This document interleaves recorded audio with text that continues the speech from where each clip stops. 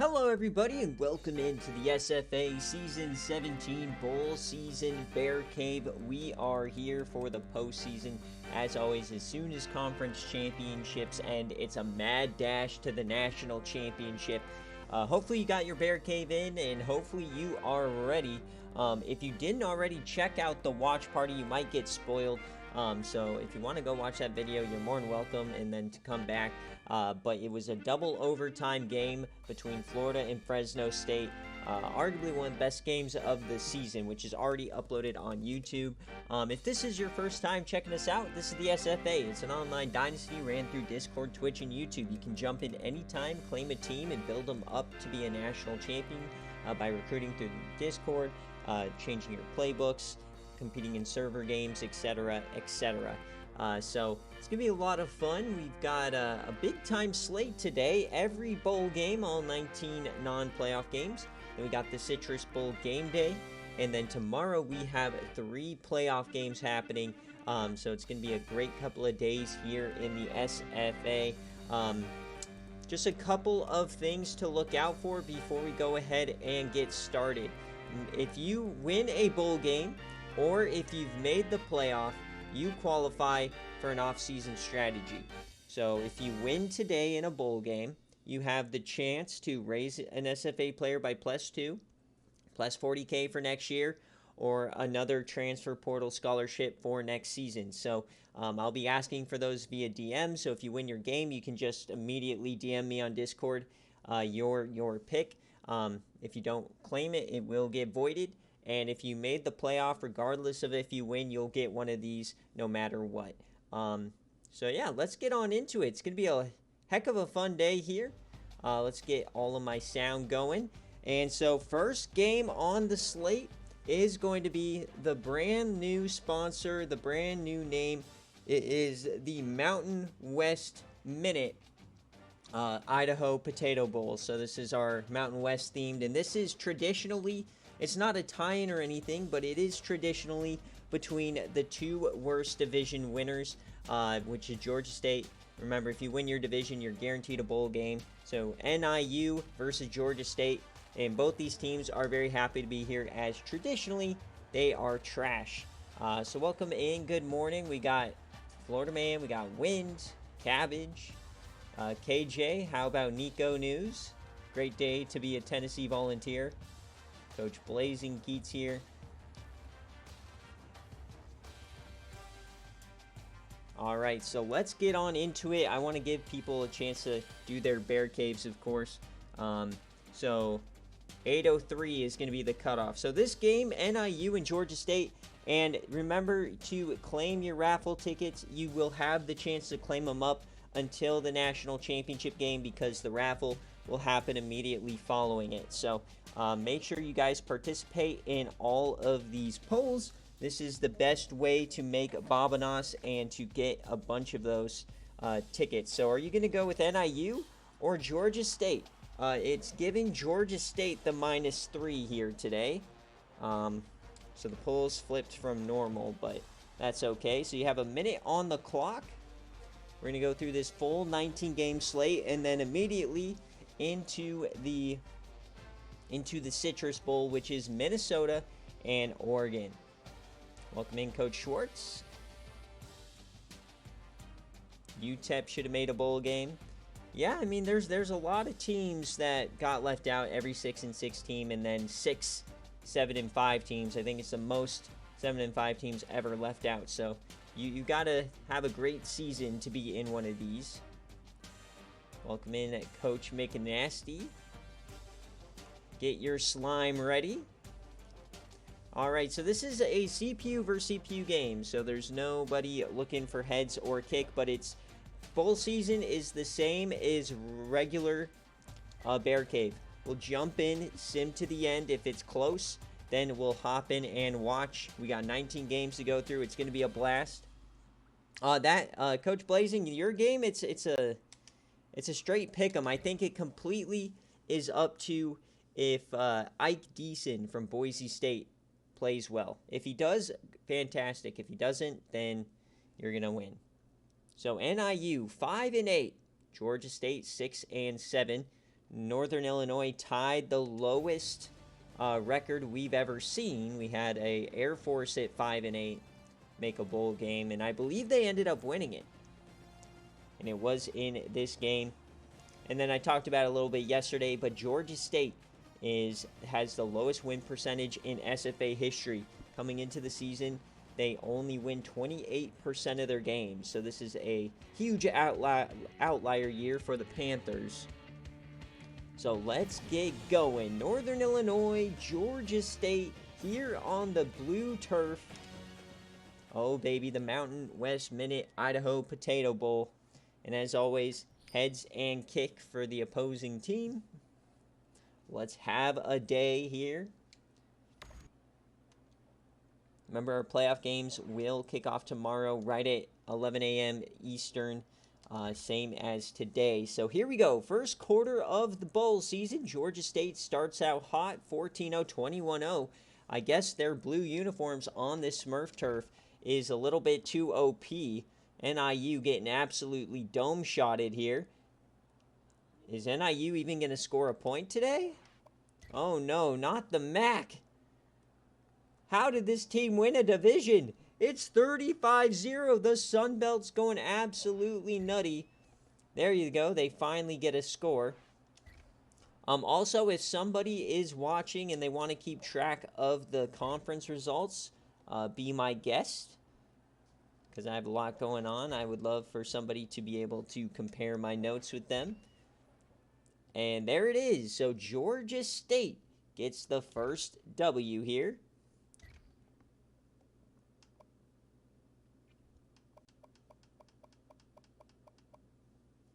And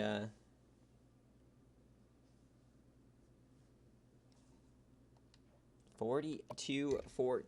Yuck. So Alex Jacobs, I guess they put him in at the end. Stan Robinson, the freshman standout, 10 of 24, 117, 1 touchdown. Corbett goes 23 of 78. Tim Anderson, 4 for 53. And just see if we have any outliers. There are no SFA players on either of these teams.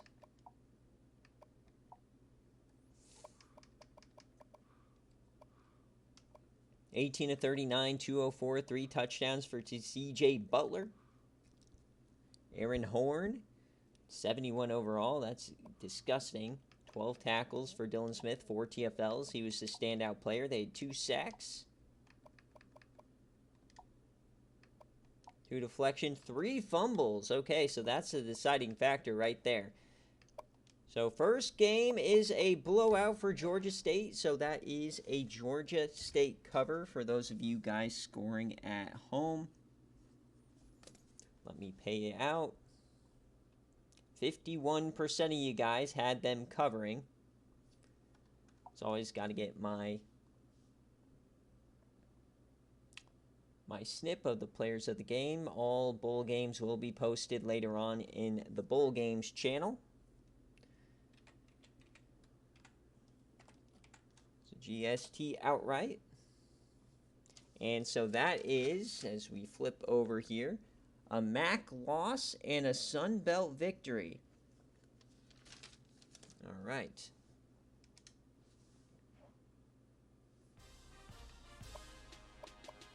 And while we're at it, let me switch to a coach that isn't in a bowl game.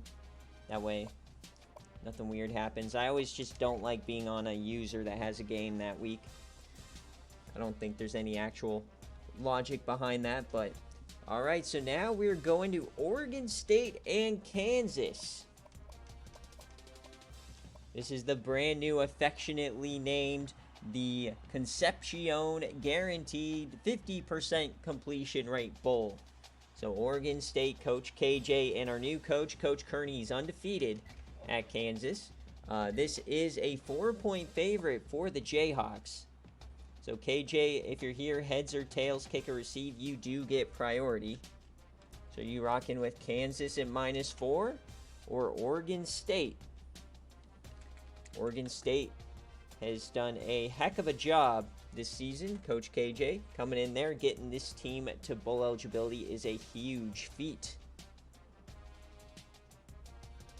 Heads and kick for Oregon State. So who do you guys got? Very evenly matched. Oregon State was the last team in the bowl season this year. Kansas was the second to last team.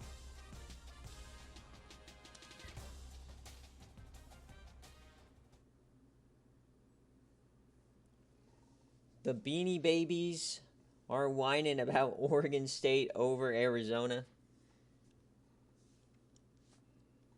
Defend the second option. Okay. So here we go. This is in Arizona, this bowl game. Technically, it's at Chase Field normally, but I think that obviously they don't have it. So it's at Tempe University. My apologies, Coach Cam. All right, heads and kick. Here we go. Boogie Shamar.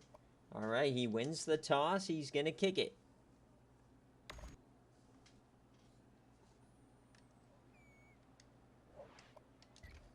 Guaranteed rate bull on the line. 3-0, 10-0. Oh no, Coach Kearney, the brand new coach, on the ropes early, gets a touchdown back, but Oregon State playing very well, 24-7.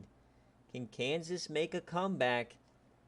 Another bit of a shocker here. Felt like this one would be a bit closer. Here comes Kansas. All right, they get one back. It's a long third quarter, 17-point game. Kansas getting smoked here on BearCave. 37, Oregon State. All right. Is the Pac-12 just elite this year? I don't know. 37-13. Unlikely we're going to see a comeback here. 37-21. It's a two-score game. Remember, we will not jump in unless it's a one-score game, and that's going to do it. So congratulations, Oregon State. 37-21. That is a Oregon State outright.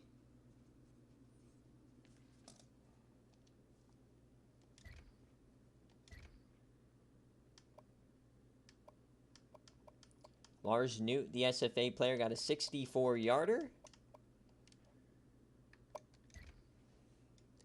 So Lance Malone, he was the first ever player to be tampered in the new tamper system for preseason. He had 3 touchdowns in his final game.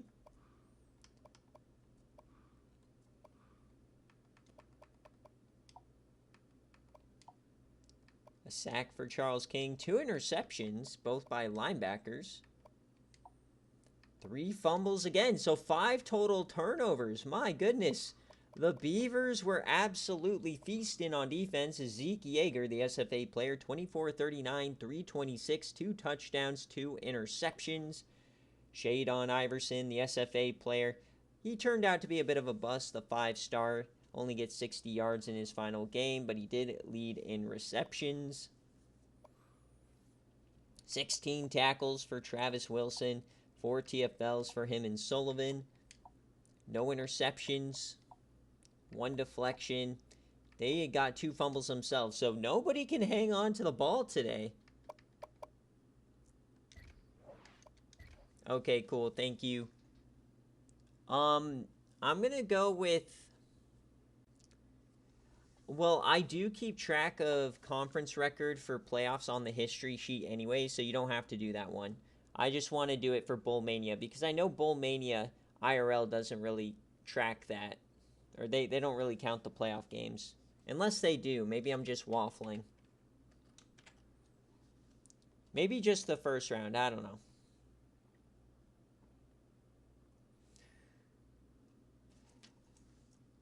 Yeah, I guess it's more so up to you. But so the Big 12 goes down. They start out 0-1.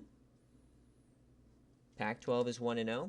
And then Florida Man, if you missed watch party, the Mountain West lost, the SEC won. All right, so let me pay you guys out here. 22% of you guys trusted the Beaver Ball. You always trust Beaver Ball, folks. And I don't save any of the trophies that we end up winning. Alright, here we go. We are chugging along as now we've got the cryo matchup. And just making a bowl game for UTSA, or not UTSA, UNLV, the way their season has gone, it is pretty impressive. I can't even find the game. Here we go. So this is your Patreon Lending Tree Bowl. Obviously, if you want additional content, you can check out patreon.com/the SFA. It's our little plug matchup. Also, home field apparel, 15% off. But yeah, Coach Cryo, they were like 4-5, 5-5. They rattled off like 3 or 4 in a row and made a bowl game. They have 2 of the best games this season. I know Cryo's sleeping.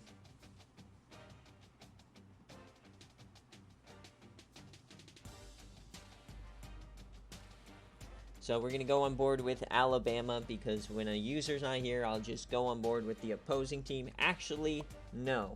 He did send in chat. Hold on. Yeah, okay, hold on. So let me get the poll out first. He prepared for this. It's a 6-point favorite for Alabama. Now, obviously, this isn't your grandma's Alabama. A lot worse of a team. I don't think they've really made the playoff much. Maybe a couple of times. I know with EJ Irons they made it, but not in a couple of years. So, 6-point favorite for Alabama. It looks like, what does Cryo want? The All Blacks. So, they're going all black in their game.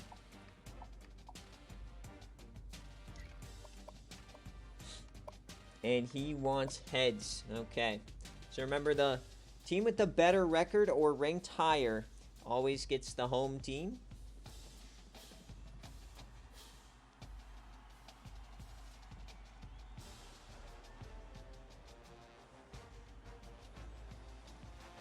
Always be sleeping is right, Coach Dune.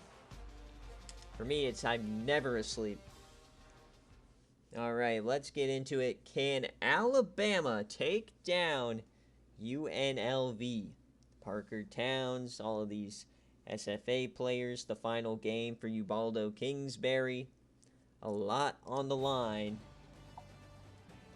So, I don't even know where the Lending Tree Bowl is. I think it might be in, like, Birmingham. Well, let's get on into it. This might be a home game for Alabama here. Lad Pebble Stadium. If anyone has that poll, let me know. I don't see any signage here. So here we go. Rebels and Alabama. Alright, no chance to pick. So zeros on the clock. The Patreon Lending Tree Bowl is underway. Alabama, UNLV scores first. No way. 14-0 for UNLV. What a start for Coach Cryo. He's going to score again. 17 unanswered points to start the game. Alabama already on their toes. This is our second SEC versus Mountain West matchup. And here comes Alabama. They're making it a game. 17-14, 24-14. The last matchup went to double overtime. Can Alabama fight back? They're down 7. They've not led for a single second today. UNLV re-extends the lead. Oh, it's 34, back up to 17. Alabama on the ropes. It's not looking good. Oh, they get a defensive touchdown. Of course, Parker Towns throws a pick 6. Is that what Alabama needed to get back in this game? There, we cannot jump in unless it's a one-score game. They do a 3 and out. We're going to go a bit slower here. Here comes Newton. Oh, man. Franklin's the third, the SFA player tight end, and they score. It's Baker. So now just a 3-point game. Alabama storms back here. Can UNLV hold on? Remember, we can only jump in at the 2-minute mark. Alabama has a ball, chance to take the lead. We can't jump in quite yet. Oh, man, they're in plus territory. He's sacked. Maybe a Ubaldo Kingsbury moment. Here we go. 4th and 7. So, decision on the line. Will they kick the field goal? They will. So, a 41-yarder to tie the game. The kick, it's up, and it's good. So, UNLV has now blown 2 separate 17-point leads in this game.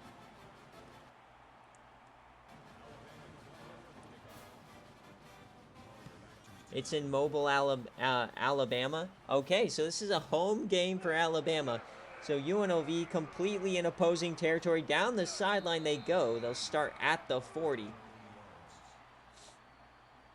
No, we don't do... GCU doesn't do football. We only do basketball. And we put a lot of money into basketball. So here comes Parker Towns, the freshman quarterback. Does he have a legacy drive in him? He breaks the sack. He takes off. Oh my God, what a hit. Now there are a couple SFA players on this defense. And most importantly, the linebacker, Buck Reisning, the freshman. So we'll see if somebody can make a play. Alabama has all of the momentum. 2nd and 9, Parker Towns. He takes off again. He's going to escape. He breaks a tackle, gets about 9, and they give him the first? What? What is that? That was such a questionable spot. Here we go. UNLV floats it. That's going to be a first down again. UNLV has been in, like I said, some of the best games of the year. Arguably the 2 best game days of the season. And Tyke Lashley, the SFA player, makes that catch. So inside the 40, they can just run out the clock and kick a field goal if they get about 20 more yards. Towns, he takes off. Towns, oh, they ran QB contained. Down he goes. UNLV calls a timeout. Maurice Smith, his 2nd sack of the game. 4 wide for the Rebels. It's a handoff here. Rush Kinghorn, and that's going to be about 6. He spent a lot of this season on the shelf, injured. 3rd and 7 for the Rebels. Inside the 40. Lending Tree Bowl on the line. Towns drops back. He has time. He steps up. He fires. He finds a man. Nick Gilbert on the comeback. He finished his route, got creative, went towards the middle of the field, and now they're in range for, I already forgot his name, but Smith the kicker. We were talking about it on Watch Party last night. Parker Towns, he takes off. He escapes. Oh, he gets past inside the 10, breaks a tackle. Parker Towns using his legs effectively today. 1st and goal. Split backs. The handoff. Up the gut. Touchdown, UNLV. The unlikely hero, Richie Lester.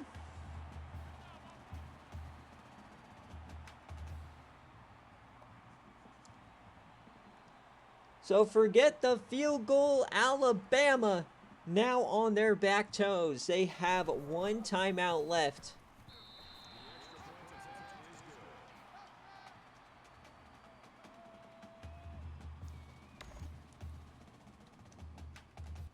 (41-34).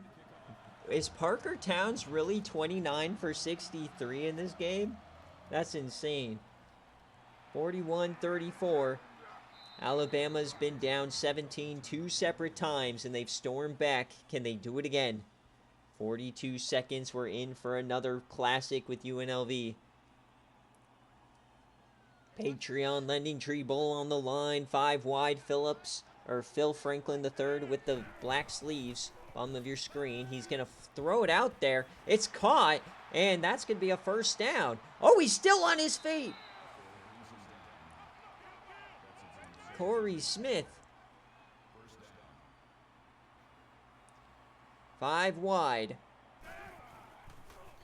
Newton. He takes off this time, and he can't get around the corner.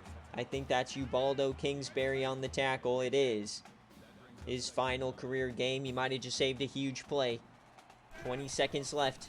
Newton has time. Rolls right. Yams it deep and caught! Oh, what a catch! Corey Smith inside the 20. Where is the defense? An absolute yam. Inside the 15. 12 seconds left. To the end zone. Intercepted! UNLV's gonna win the football game!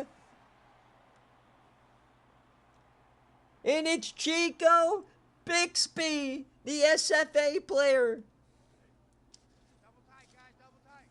Incredible ending yet again for UNLV. And somehow, someway, they knock off Alabama 41-34. Incredible job for Coach Cryo. And what a finish to the season after such a hard start. Let's go. That is incredible. So the Mountain West gets one back against the SEC. So they've played 2 games against each other and they've split at this point. And for those of you guys betting, that is a UNLV outright victory. So already immediately 2 outrights. We have UNLV +6, 41% of you guys. Parker Towns, you're right, he did go 29 for 63 and he won a bowl game. Incredible job.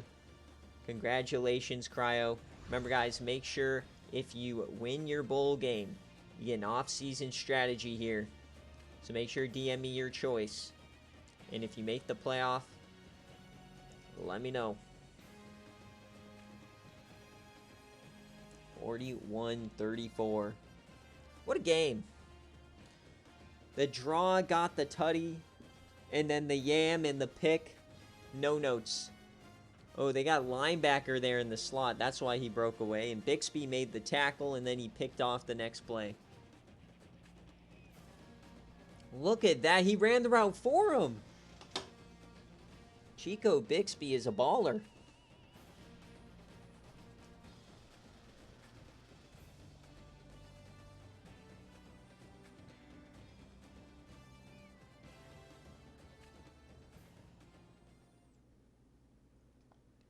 Alright, so let's check out players of the game, or our scoring summary, I guess, first.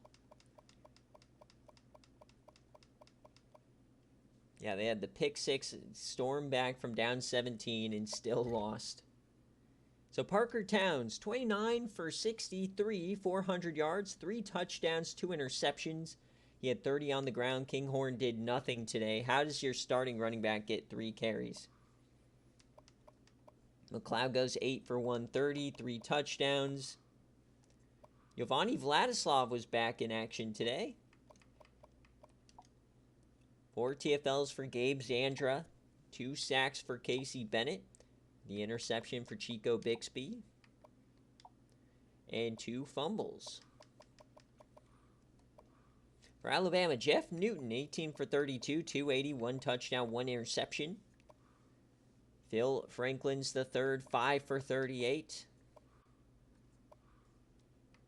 On defense, Buck Rising, the SFA player, had 1 tackle, 2 sacks here for Smith, 1 for Handy, 2 interceptions, 1 for Silva, 1 for Chad Taylor, and that's the one that got brought back. Ton of deflections. They were great in pass coverage, but it wasn't enough. 41-34 is your final.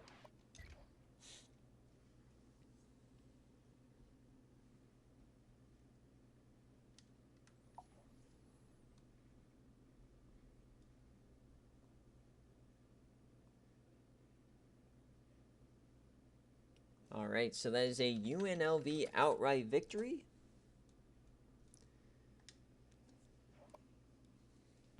That's a good-looking trophy. All right, where are we headed to next? We've got Rutgers and Wyoming. Oh, baby. I think this is a preview of next season. I think they're playing in the non-con. So this is the SFA Hall of Fame Hawaii Bowl. Kenzie, if you're here, you do get priority. Let me know, guys, heads or tails, kick or receive. I did input your playbook already. This is a 3.5-point favorite for Wyoming.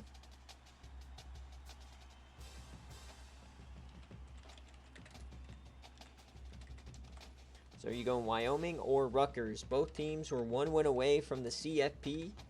Now they're taking a vacay to Hawaii.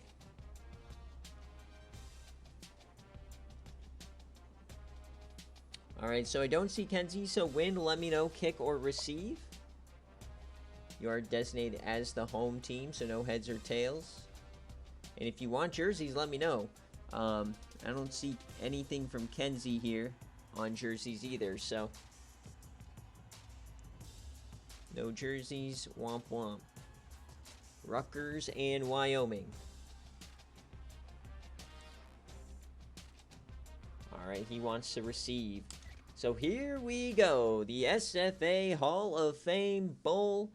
We've got Stequavius Gates in attendance. We've got Shaquille Wildgoose, Gus McFeeters. Those are the three guys that got inducted this season. And remember, if we jump into the game, this stadium, how it's coated in, those overhangs cover the end zones. It's not a glitch, it's just the way the game is.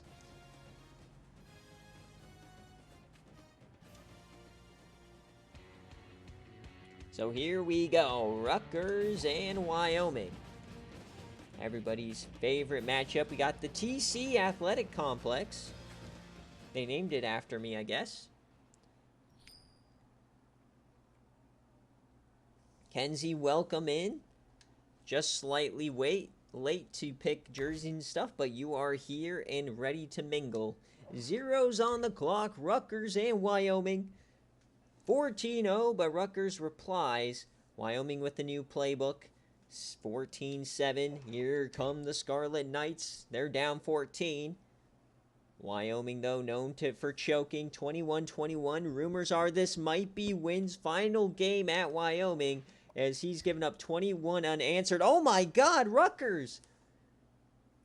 Rutgers, that's like 28 or 35 unanswered. Wyoming just got absolutely smoked.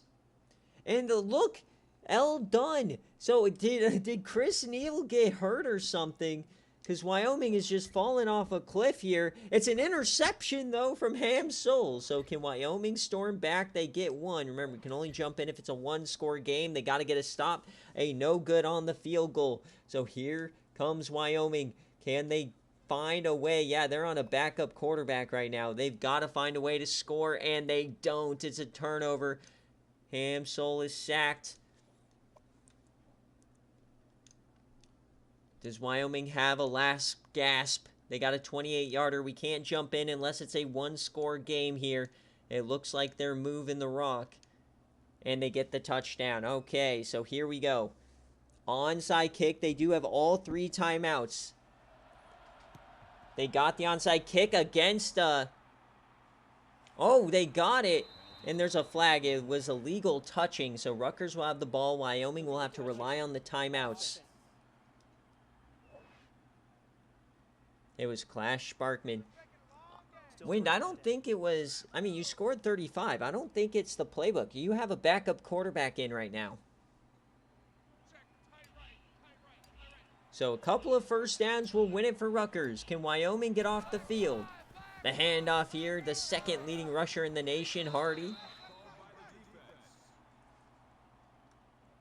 2nd and 4. Somebody's got to make a play. Clash Sparkman. Anybody. Offset eye. Handoff out wide. He seals the edge. Safety has to make the play, and it's a first down. That's going to do it.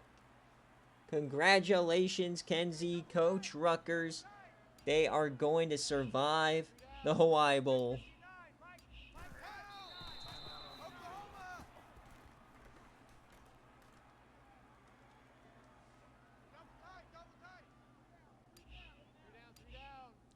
So is this the way the Wyoming era ends for Coach Wind? He's searching for greener pastures. 42-35. I guess they could technically get the ball back here. Maybe not. It's going to be close. Also, it looks like they're running a real play, so please give me a scoop and score.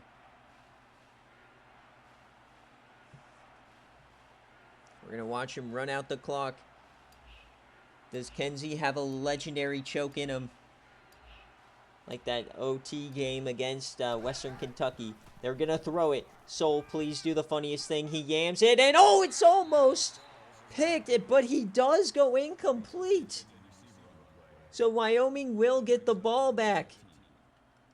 The incompletion stops the clock. What are they doing? 42-35. Wyoming has a chance. They got Jay Derby, the freshman All-American, Harrison Gray. No face mask. And a backup quarterback. Last hope for Wyoming. First and 10, 35 seconds. We don't know much about this backup. He flings it deep. It's caught, though. What a pass. Taylor Johnson, 8 for 111. He's going crazy today. They almost get him off sides. Logan Dunn is the backup's name. He has time, yams it over the middle, and it's incomplete. 24 seconds. They need a touchdown. They are in yam range.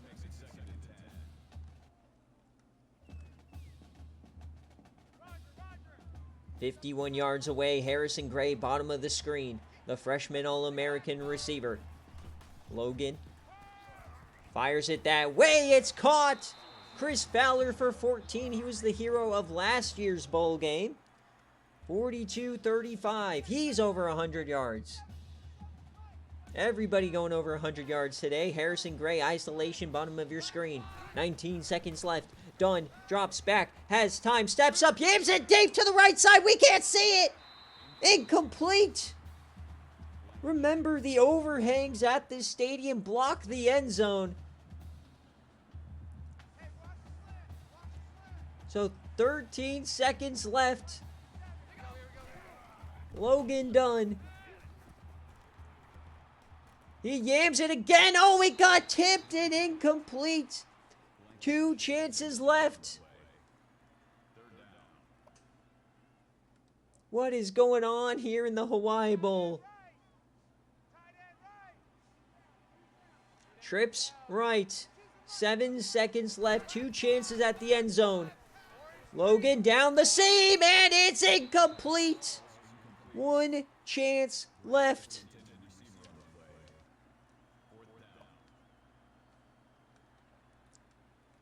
Fourth and 10, game on the line. 36 yards away. Trips right. Logan Dunn, the backup. Yams it deep. It's a floaty. Tipped and intercepted. Rutgers wins the game.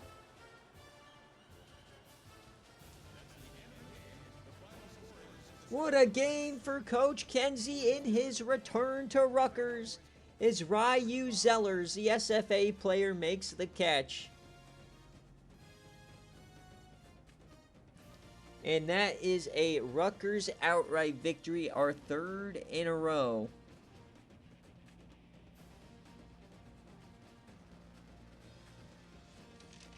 So the Mountain West drops another one here, and the American wins their first game. Ham Soul, your player of the game. Congratulations to Kenzie. We'll pay out the Rutgers fans. 20% of you guys were rocking with Kenzie there.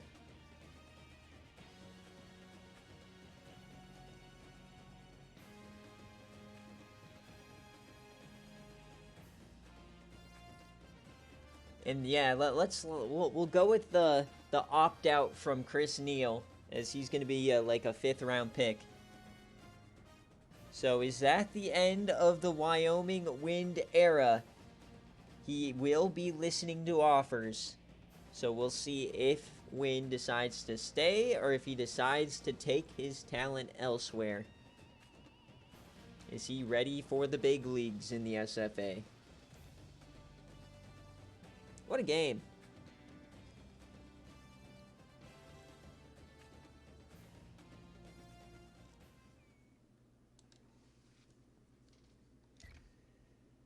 So scoring summary, Jay Derby started off, and then you got some 82-yarders. Derby having a couple big-time catches. So, yeah, it looks like Chris Neal played half the game. He may stay. He may end up declaring. He's a junior. 100 yards for Derby.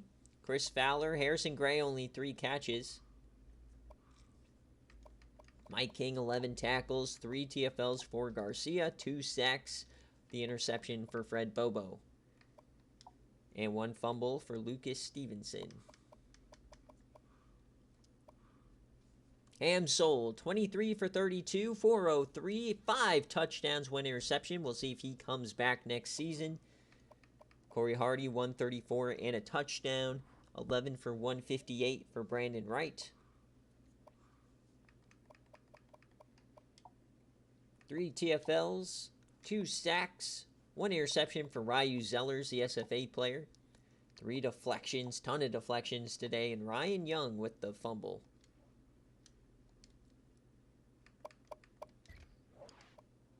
All right, so for your BearCave scoring at home, that is a Rutgers outright. The American gets their first win of bowl season.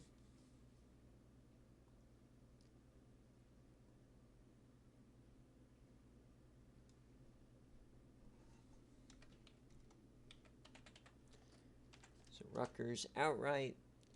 All right, so I believe that's it for the 7 and 5 teams. Now I think we go up to the 8 and 4 tier.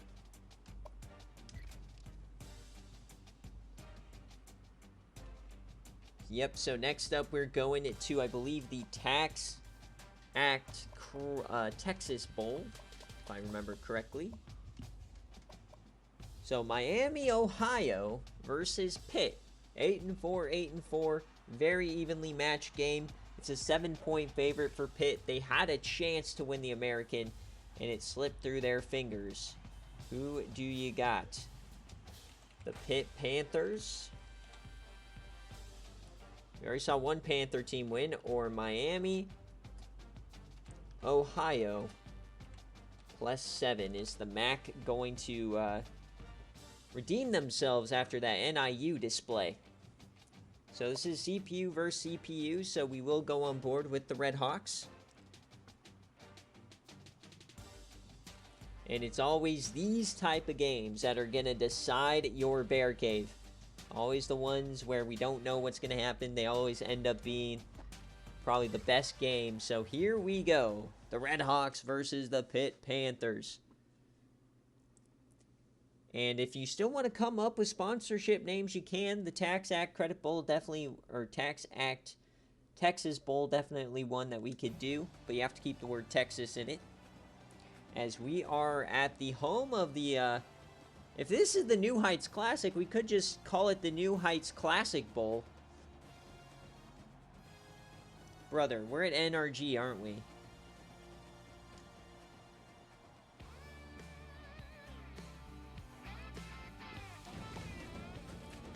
Yeah, we're at NRG. Okay, this is going to be the New Heights Classic Bowl from now on.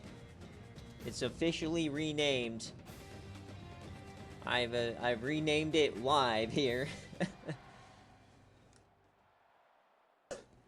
We're at the home of the New Heights Classic, so that's what we'll call it.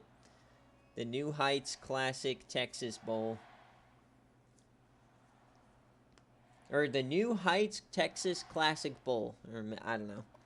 Miami, Ohio here. I think just because it's in Texas, so just the New Heights Classic Bowl might be better. Is Pittsburgh out to 14? We've seen multiple teams get these quick starts in all of our bowl games, it seems like. 14-7. Here comes Miami, Ohio, though. They get a field goal. Miami putting up a decent fight. Pitt re-extends it, though. It's an 18-point game at the break. Does Miami, Ohio have something in them? 35-10. Oh, no. This might be a Pitt splattering. 38-10. It doesn't look good for Miami, so the MAC getting dogged on. They were the lowest rated conference in the country. It looks like that's the same way it's going to go again. That is a Pitt cover, and it's not even particularly close. 45-10 is your final. The Pitt Panthers dominate. Is Eddie Rogers, 13 of 34, 1 interception. Yeah, Blazing, it's not looking good. But SFA player Philip Gardasani, only 3 catches. Couple of TFLs. They had 1 total sack. No turnovers. 2 fumbles, and they got them both. John Cunningham, the redshirt senior, goes out with a bang. Chase Bird, the freshman running back.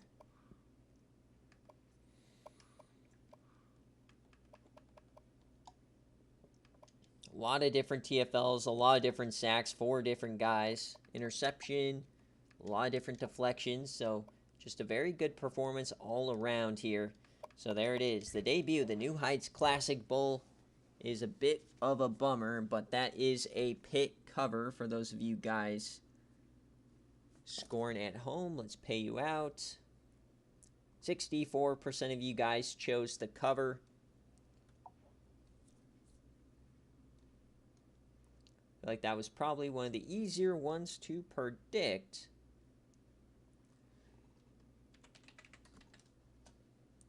So the American now, they're quickly they're 2-0 in bowl season. The MAC drops to 0-2. And we will continue.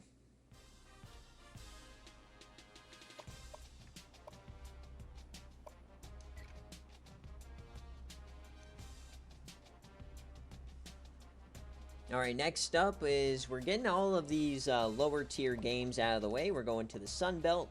And we've got the HRS Weekly Holiday Bowl between USF and Tulane and Coach Maddox. Maddox, if you're here, let me know heads or tails, kick or receive. But this is the final game for Tracy Potes and Whoop-de Tibbs. It is a 3-point spread here for Tulane. So who covers? Tulane just never quite could get over the hump with Potes and Whoop-de Tibbs. Or USF. They've been very good in the Sun Belt this year. One of the best rushing attacks in the country. So who are you rocking with? Surprised USF didn't end up winning their division. It was Georgia State just barely outlasting them. So we'll go on board with the Bulls.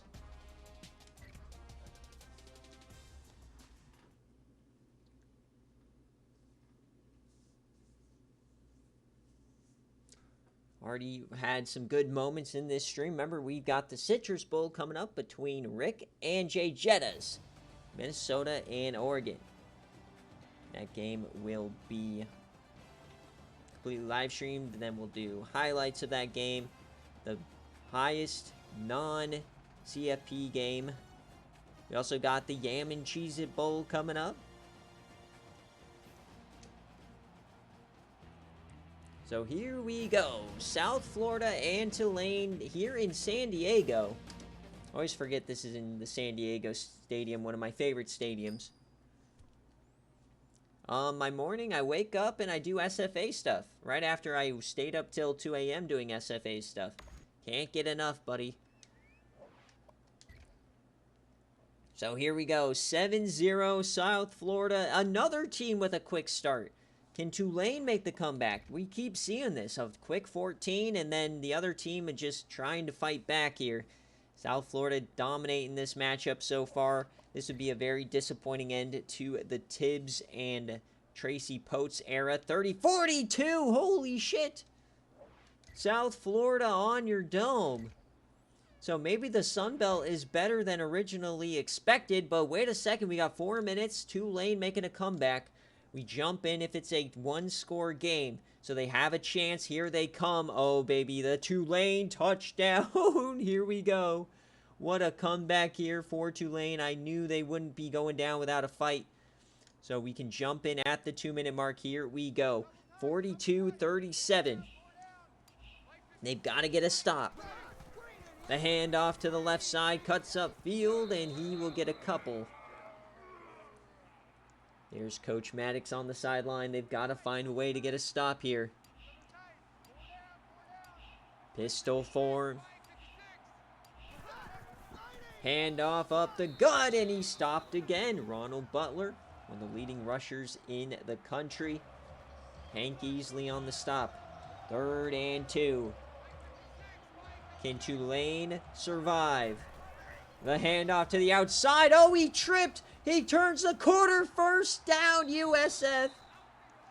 And that play just encapsulates the Tulane era over these last 5 seasons. Everything in front of them, and they just choke when it matters the most. USF is going to win the game.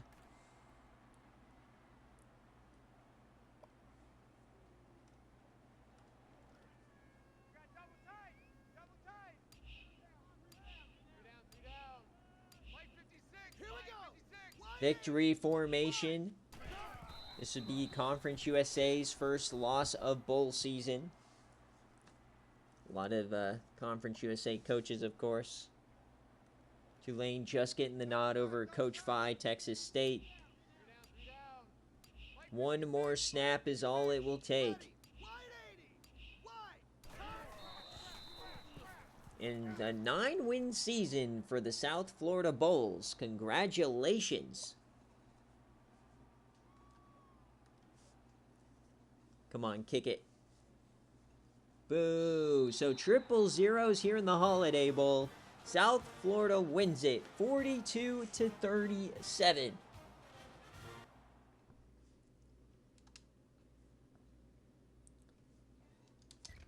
So check on the scoring summary and the stats. The final games here. They got a punt return as well. Tulane scored 21 in the 4th quarter, but it wasn't enough. They needed 28. So Jeff Young, 14-27. Ronald Butler, redshirt senior, 159 on the ground to finish it off. 15 tackles here for Walter Hester. SFA player Calix Bosshard. 1 interception for Haram Gray. And for Tulane, Tracy Potes, he will leave at 27-37, 330, 3 touchdowns. Whoop-de-Tibbs as well, his final game. 96 yards, 2 touchdowns. It wasn't enough, unfortunately. 2 TFLs, the 1 sack for Hank Easley, no interceptions, 2 deflections, and 1 forced fumble is gonna do it. So that is going to be a USF outright. So they were not favored. So another outright victory. 24% of you guys were rocking with the Bulls. So a lot of Bobinas switching hands here. A lot of outright victories. Get our players of the game. So that is another win for the Sun Belt. And the Conference USA takes a loss. So that's USF outright. So Sun Belt's now 2-0, and the Conference USA is 0-1.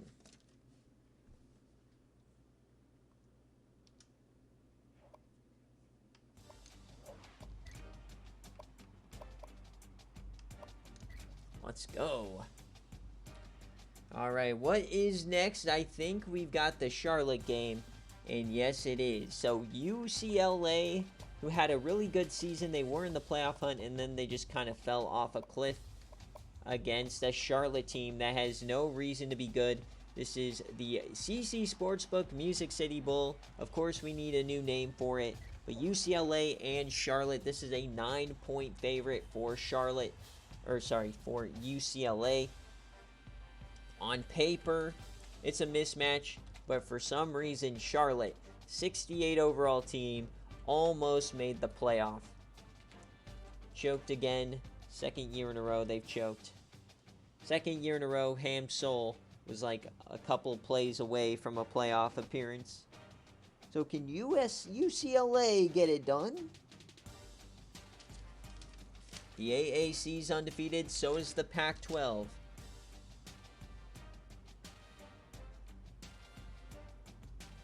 Thank you guys for joining us here on a Saturday morning. We got 18 to 20 viewers-ish. The bowl games only get better from here, folks. Got a slow burn. So UCLA and Charlotte.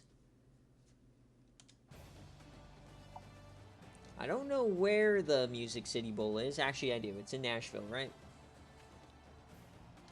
I believe so. Oh, baby, look at the Bruin colors. They've come out in droves. Where are the Charlotte fans? I guess they must be on the other side.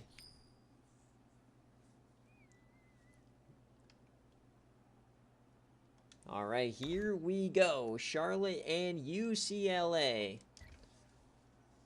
Quick score for UCLA. Charlotte, though, responds 14-7.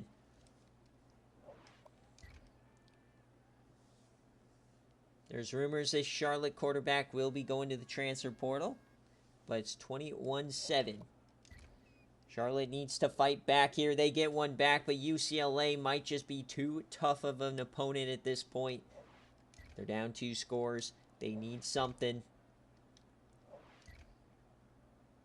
They need a stop. They get the stop on 4th down. So, cannot jump in quite yet. Bo Houston for 32. Bo Houston again. Can they punch it home? Yes, they do. All right, here we go. Can Charlotte get the ball back? They have all 3 timeouts. The onside kick gets picked up by UCLA, so they'll have to rely on the defense.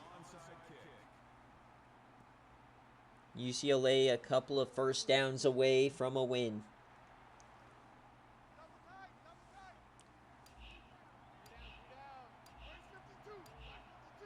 Pistol form, the handoff to Childs. He goes inside, and down he goes. 2nd and 8.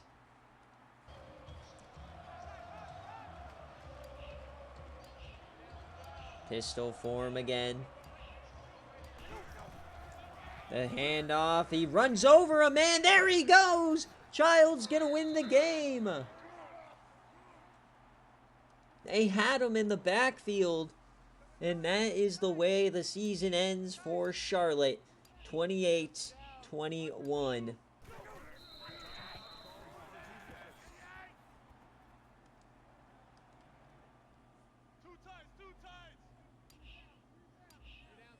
So we'll see if they can somehow get this ball back. I don't think they can. It's going to be super close. Depends if they run a real play here on 3rd down. They might be just forced to kick the field goal here, unless this is an incompletion. 3rd and 15 it is. So if this play takes over 3 seconds, they'll win it.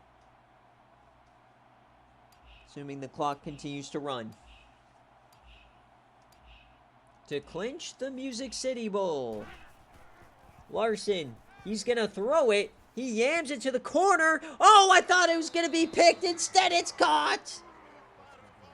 What in the world was that? He went for the pick 6. You can't blame him. And that's how it ends.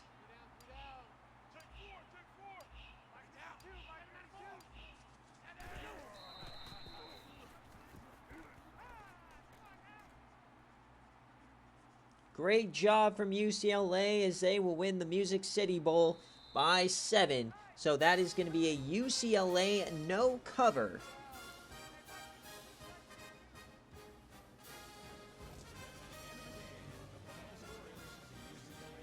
Oh yeah, great showing from Charlotte. A 68 overall team winning 9 games, going toe-to-toe with UCLA. Not too shabby. They were the biggest statistical outlier in terms of security this year. And that's gauges like how much you overperform. So there's Bo Houston. He may be entering the transfer portal. Tyrone Childs, 40 carries, 160 yards, player of the game.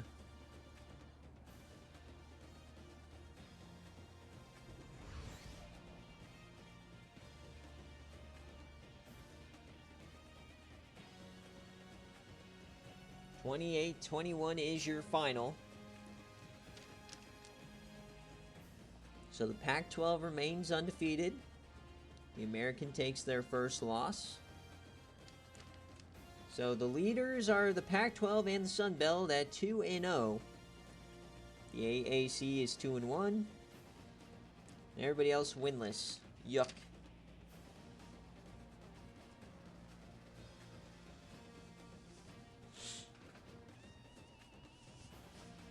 I love how some games just skip to the end. Other ones get this incredibly long, dragged out ending. Alright, so scoring summary here. 70-yarder for Larson. And they got a return kickoff as well. So UCLA had help from all areas. Larson 15 for 27, 244. Childs had 163. 3 TFLs for Martinez and Morton. The sack for rushing. No interceptions. And no fumbles. And for Bo Houston, the true freshman 6'3 scrambler. 16, 29, 244, 2 touchdowns. Running the ball, he led the way. They couldn't run it at all, though, today. 10 tackles for Curtis Fletcher.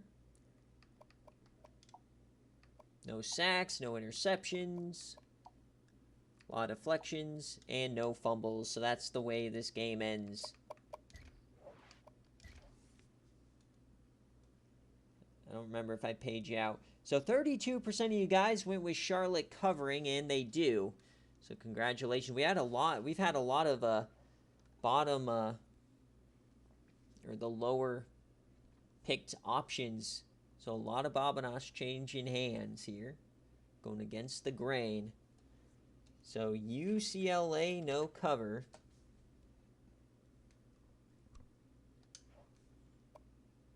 As we continue. Next up, we've got the Armed Forces Bowl. The IMP Armed Forces Bowl.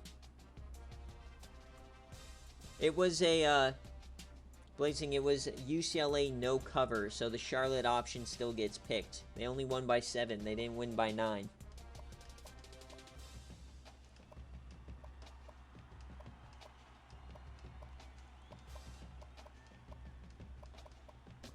Here we go. This is a matchup that holds a special place in my heart. East Carolina, my former team, going up against Cincinnati. The team that had Chad Barber for so many years. They were a thorn in my side for the better part of half a decade. And stunted my growth. Really ruined my chances at a national championship multiple years. So this is a 7-point spread for East Carolina. This one's always a good one. Now they got Dirk Doink going up against ECU, which kind of a disappointing year for East Carolina fans, of course. So here we go. 7-point spread. Armed Forces Bowl. Cincinnati, another team that started off really hot and then kind of fell off. Let's get on into it. We're a couple games out. I think we have this game and the next game are the last 2 CPU-only games besides the Outback Bowl. And then we got users galore. So Cincinnati, East Carolina in the rain, of course it is. Oh, baby. Legendary rivalry renewed.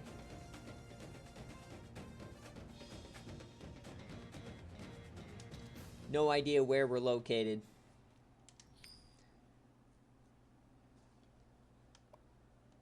Cincinnati, they lost McNasty, they lost Bourbon, Boozin, and they're both playing in the playoff.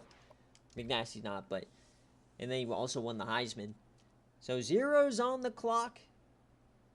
Man, so after all the scoring we've had, this is a 0-0 game. Defensive struggle, it seems. East Carolina hits first, but they miss the extra point. Then they get another score. And no score for Cincinnati early, as there's a blocked field goal at the end. My goodness, what a crazy game this has already been. Cincinnati gets one back. It's only a 6-point game as we go to the fourth quarter. Neither team given an inch, and Cincinnati takes the lead. Not like this, man. Not like this. Come on, East Carolina. Please, I'm on my knees. And it's an interception from Edwin Williams. What are they doing? Thank God I don't coach anymore. As here comes Cincinnati. They could finish this game off. Remember, we'll jump in at the 2-minute mark. Here we go. 3rd and 8. Can East Carolina get off the field? The extra point is the deciding factor here. Dirk Doink keeps it, and he gets the first. And there he goes. A massive play for Dirk Doink. East Carolina on the ropes now. They got to hope to contain him for a field goal. That was the chance. This would be an amazing upset. Doink keeps it. Doink up the gut. Oh, what a play! Dirk Doink with ease. 1st and goal. This is shades of Chad Barber. As Dirk Doink, he was a bust recruit, and now he's here in the Armed Forces Bowl, upsetting East Carolina. Oh, nice stop there from the corners. Never say never. They can get the ball back with like 30 seconds left here if they get a stop. 14-3, Dirk keeps it, and he gets the touchdown!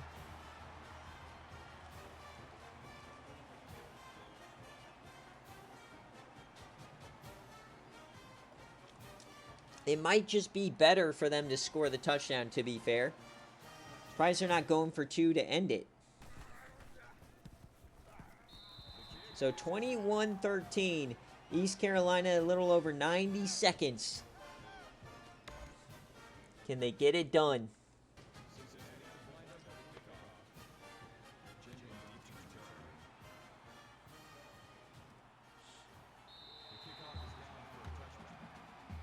What a bowl season we've already had.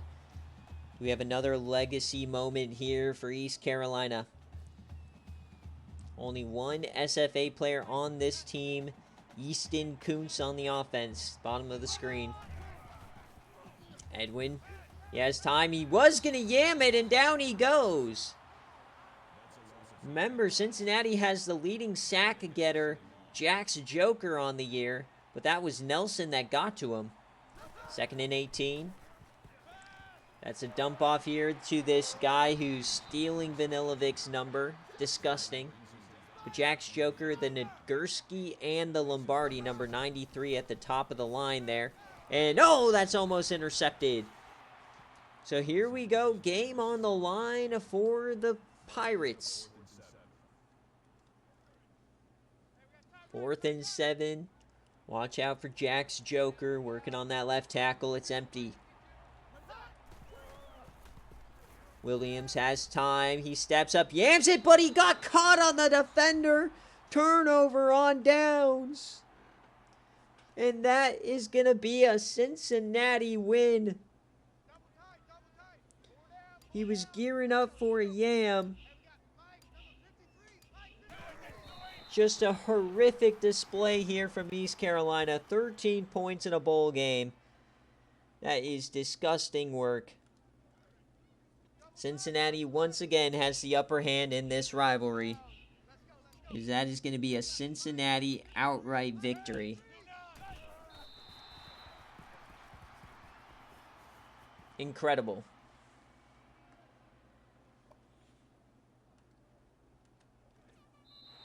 Triple zeros on the clock. Cincinnati is your Armed Forces champion. 37% of you guys were rocking with the Bearcats. Congratulations. So very interesting slate of games so far. We've had 1, 2, 3, 4, 5, 6, 7, 8 games. And we've had 5 outright victories so far. 2 covers and 1 no cover. So it looks like the outright strat is working to perfection. A lot on the line for bowl season. Recruiting bonuses. Reward players. It all comes down to this.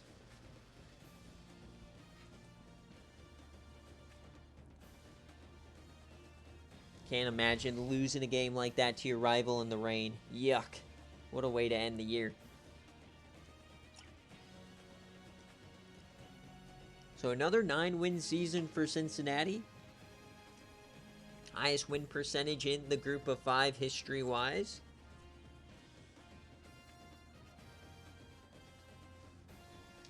Yeah, I wasn't talking about Watch Party. Yeah, we're at 9 games in. So this is the American, who's now 3-1 by my count. And the ACC starts out 0-1, I believe.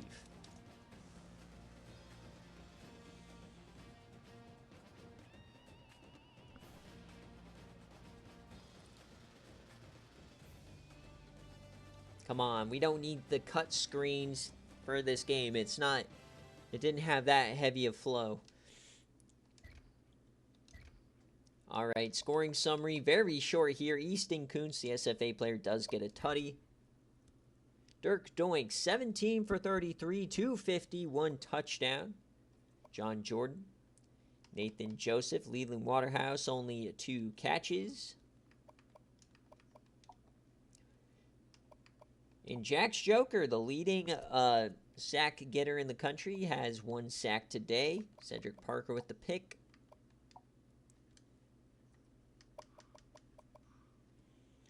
And ECU, Edwin Williams, 16 for 29.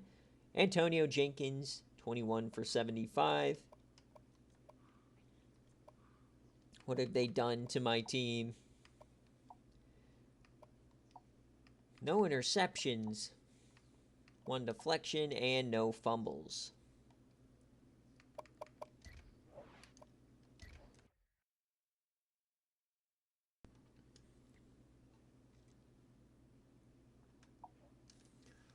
All right. Players of the game, Jenkins and Dirk Doink. What a career he's having. From a bust to a legend. Cincy outright. Dotting my I's, crossing my T's, of course. And we move on. And next up is Dave's bowl game. We've got the Fort Ticonderoga Pencil Military Bowl. Between Texas and Clemson. This one is going to be a barn burner. 2 great teams historically, both having decent years. And Clemson is the slight favorite. Remember, Texas returned to the Big 12 this year. They led the division for a bit, but then Baylor, of course, stormed back, and the rest is history. So who you got? Are you going Longhorn or are you going Tiger? The Fort Ticonderoga Pencil Bowl. We don't play school here, but everybody's getting their pencils.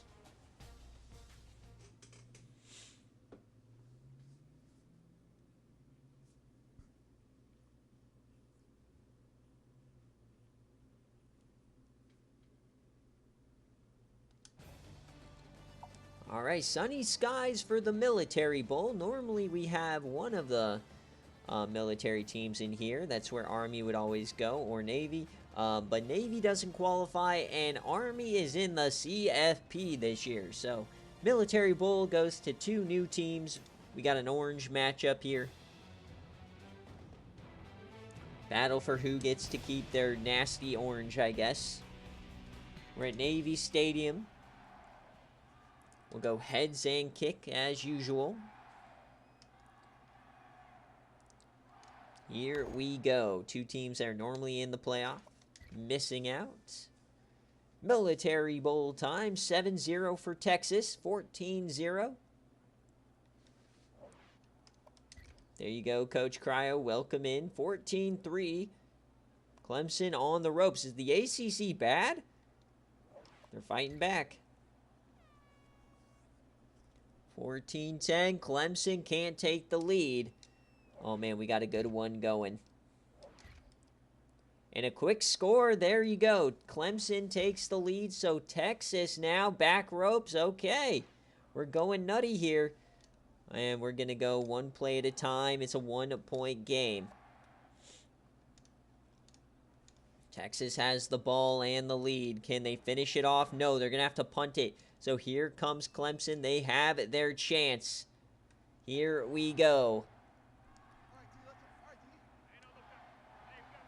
And we've got triple option. No way. Is Clemson running triple option this year? There's just no chance. They hired a coach, I guess, with triple option. Did Dadbo finally retire? There's no way, right? That had to be an error. Yeah, they're running triple. So Clemson's a triple option team now. I guess they're running it in honor of the Military Bowl, as that's almost intercepted. I guess one team has to run triple option. What in the world? Why on earth are they running triple option? This is ridiculous. 3rd and 6. Brown off his back foot, and oh man, terrible. My opinion, they got to go for this. They will. Two running backs in the game here. I'm flabbergasted. What on earth? So pistol form. 4th and 6. Game on the line. It's a screen. The mid-screen is caught, and down he goes. Now they do have timeouts though, so they can get the ball back.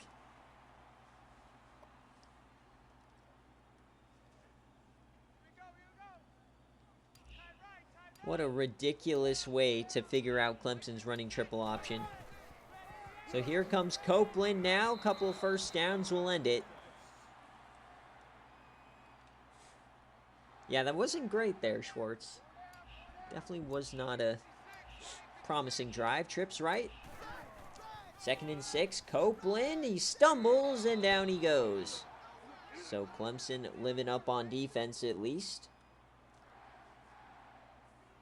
Peter Allen.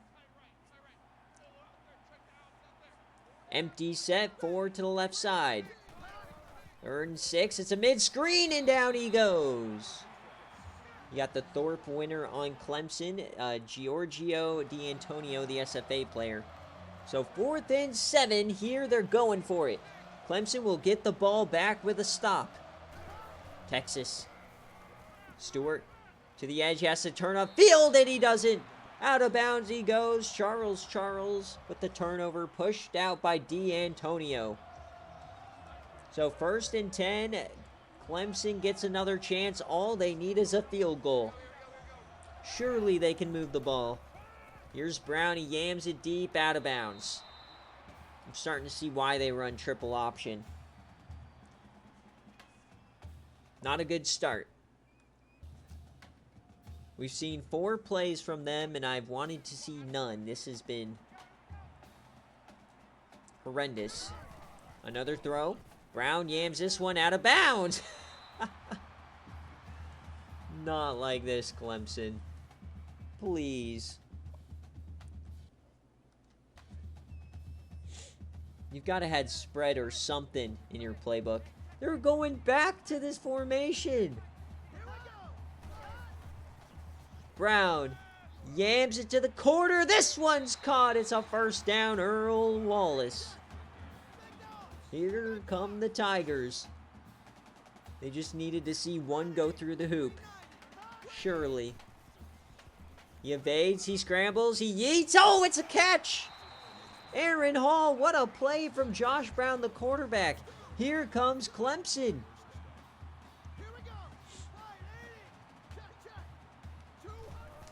They do it again. Yam in this one, and this guy, Josh Brown, he's so good or so bad. I don't know how this is working. 35 yards away, but they only need a field goal, so probably only need about 10 more yards. Texas on the ropes. Yams it down the seam. Oh, what a catch! Touchdown, Clemson! Earl Wallace gives them the lead. Josh Brown heard the slander in chat, and he delivered a rifle. Texas is stunned. And they're going for 2 to try and make it a full score game. The quick option, down it goes. This could be 2 the other way.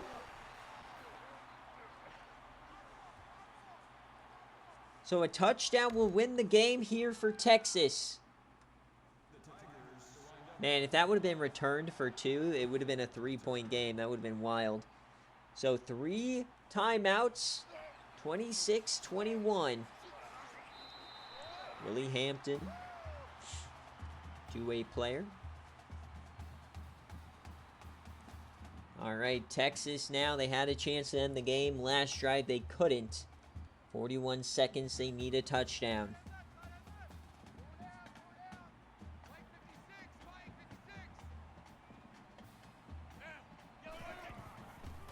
Stewart drops back, steps up, yams it deep, right side. He's open down the right side. A big play to start it, Andrew Thomas.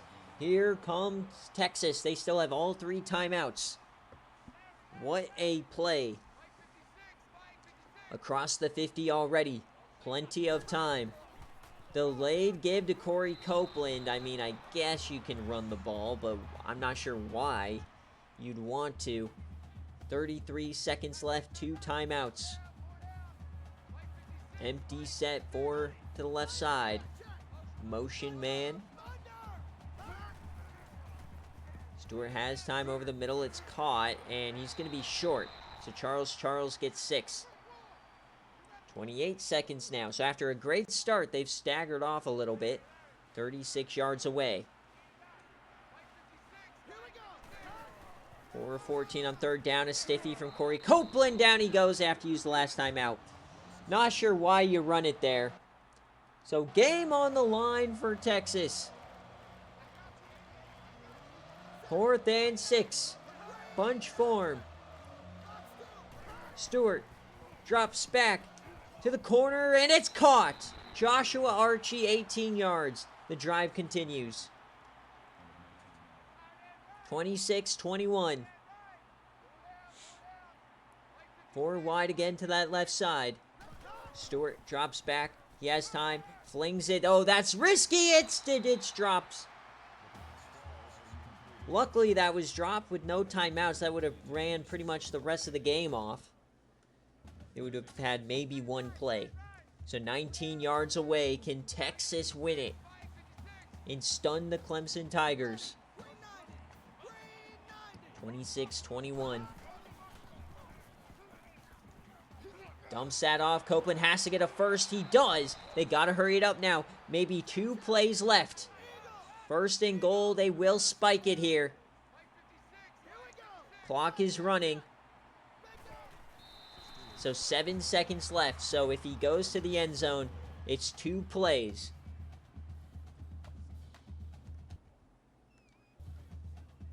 Second and goal to win the Military Bowl. Empty set for the Texas Longhorns. He drops back. It's short. Why would you go for a screen? And Clemson survives. What in the world was that?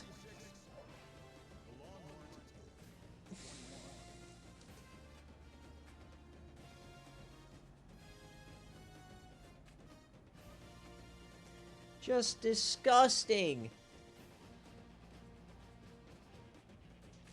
Just a sickening performance there. So that is a Clemson cover after all of that baloney.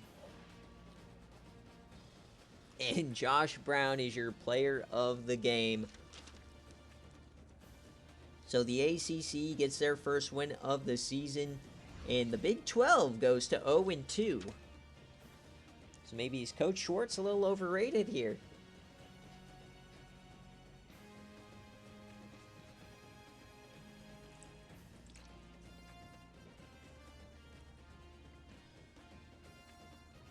So the Fort Ticonderoga Pencil Bowl goes to Clemson.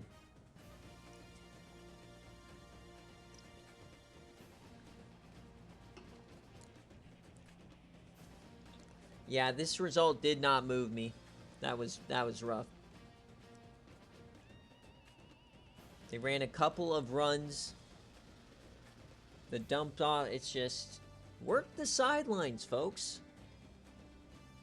There's your Thorpe winner, Giorgio D'Antonio.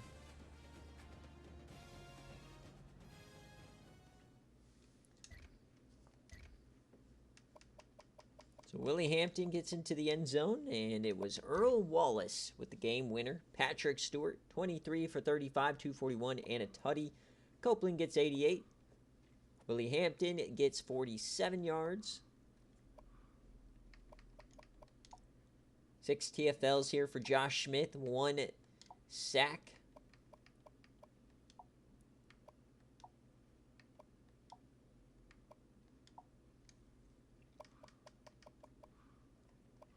And for Clemson, Josh Brown, player of the game, 346, 2 touchdowns. Bentley Rodriguez, SFA player, he gets 63 yards. Earl Wallace, 109. He won an award of some kind. I don't know what that is. Is that the Jet? I don't know what that is. If anyone knows what that award is off the top of their head, he won it. There's no way that was an offensive line trophy. It wasn't. I don't know.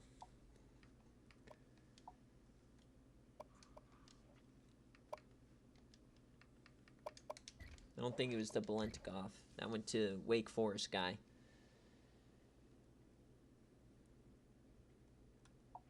All right, players of the game. So I believe now every bowl game left besides the Outback Bowl is going to be a user game. This is a Clemson cover. Let me pay you guys out. 62% of you guys chose Clemson. So nice little payout there.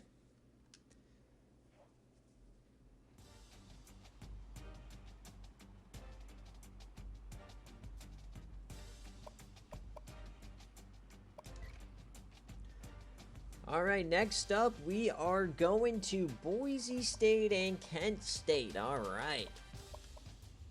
Little Maction action. They have 2 blowout losses.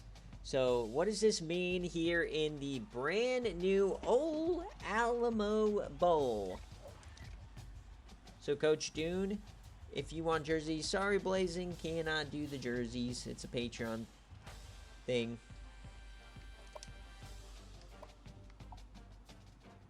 Blue helm. What the heck does blue helm mean? There's no blue helm.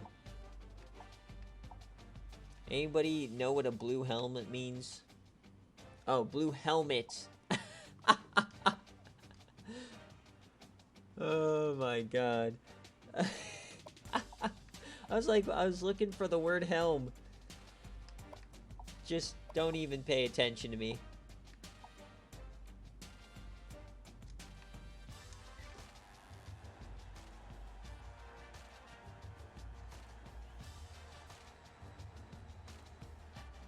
Alright, here we go. So, what's the spread in this one? This was a... Is this a pick'em? It is our pick'em. Alright, so who wins? Are you going Boise? Or are you going Kent State? Straight up pick'em here. 2 great teams. Kent State felt like they should have been in the MAC championship. Boise State narrowly missing out on their championship. Going to be a blast.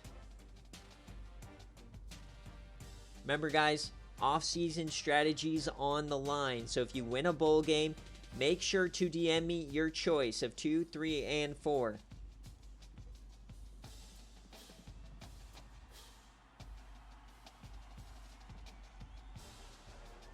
All right, Coach Dune, heads or tails, kick or receive, you are the away team, so you do get priority. Looks like a lot of people going with, is that Boise? Here we go.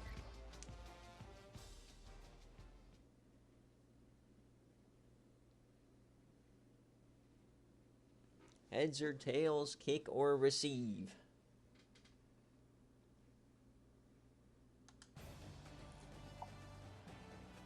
The Old Alamo Bowl.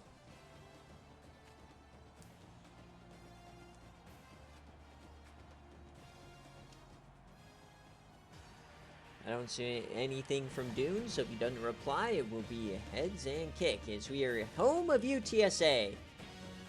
The Alamo Dome for the old Alamo Bowl. So I don't see anything from Coach Dune, so it's heads and kick. Give him plenty of time.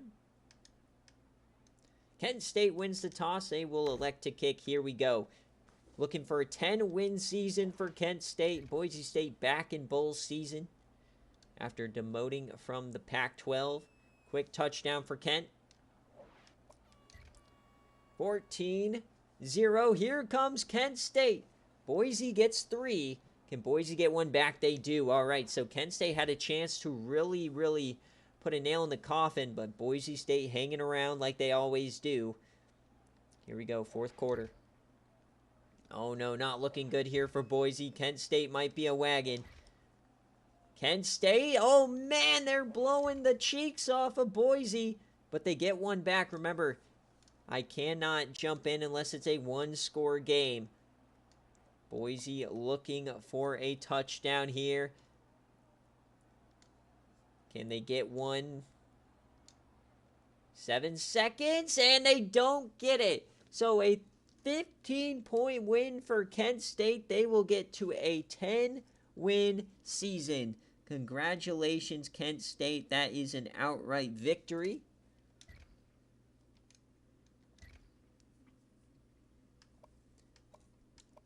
Wally Culpepper gets a touchdown, but McKenna Hawk was on fire today. So Ike Deason, 25 of 45, 354, 1 touchdown, the redshirt junior. Rushing the ball, Mario Hankerson, 69 yards. Wally Culpepper goes 9 of 147. 3 TFLs for Chase Ward, 1 sack.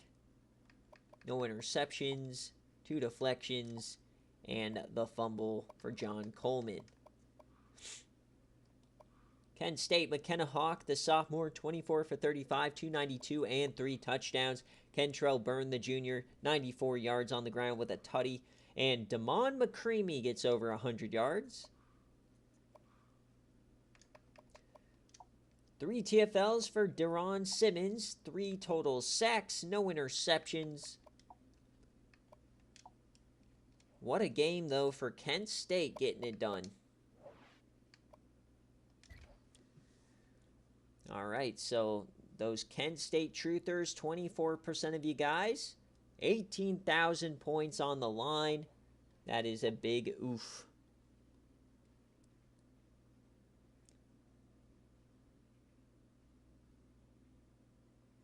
So that is Kent outright. And so the Mountain West is now 1-3 from my count as the MAC gets their first win of bowl season.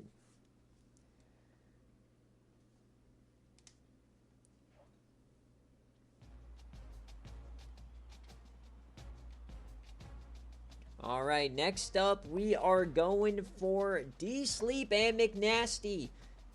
So D-Sleep gets priority if you're here, D-Sleep. Heads or tails, kick or receive in the free TC Liberty Bowl. Paying homage to our change from Sim matchup to NCAA 14. So this is a 3.5-point spread for San Diego State. User versus user matchup. So are you going to go with SDSU at minus 3.5? Or are you rocking with the Denton Fatties?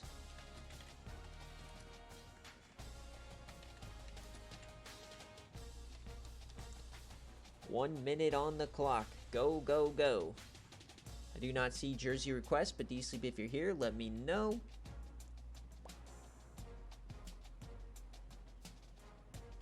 Oh, baby, we're getting into a lot of the good ones here.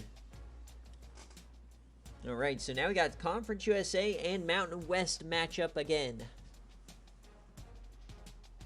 North Texas had a great year. Almost got to the division title, or conference championship, I guess, is the better word. Alright, don't see anybody here from the game, so let's get into it. North Texas, San Diego State, the free TC Liberty Bowl out in Memphis, the home of the Yams, Liberty Field.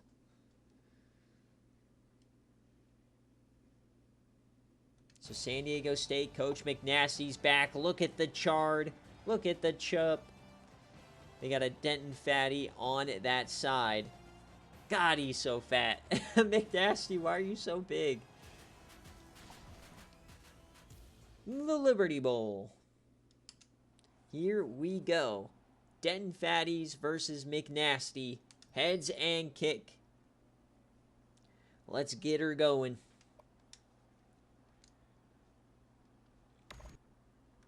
We've got it split down the middle for this one.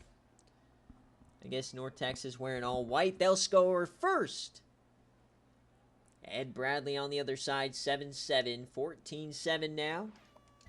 We know San Diego State can score in bunches. 21-14, North Texas. They got to hang on. 28-14. The wheels are starting to fall off for the Fatties.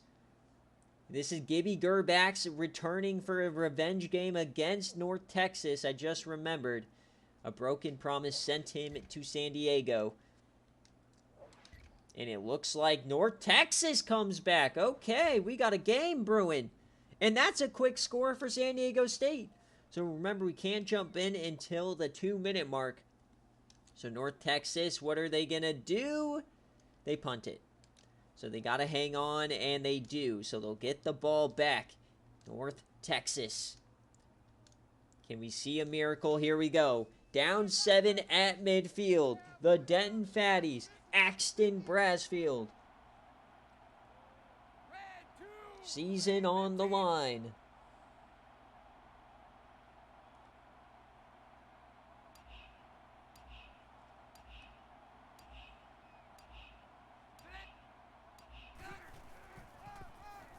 He hands it off here to the left side. He gets a couple. It's no.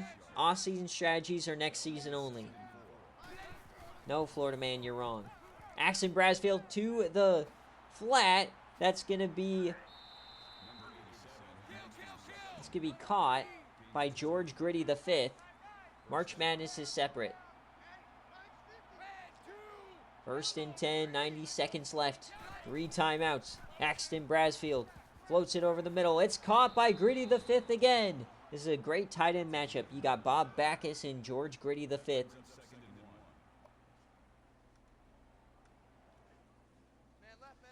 Second and 1.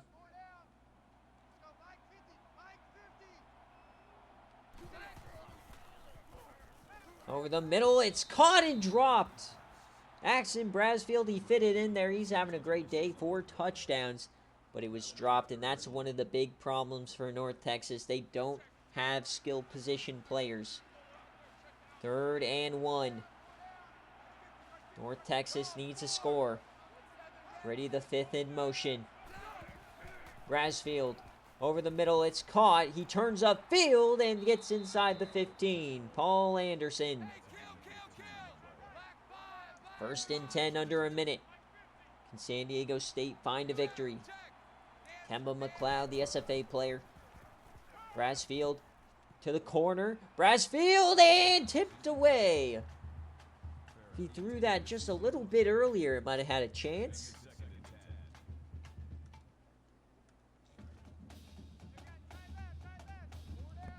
So 2nd and 10, 47 seconds left. Another goal line stand. Handoff up the gut. It's A.O. Clement. He gets nothing.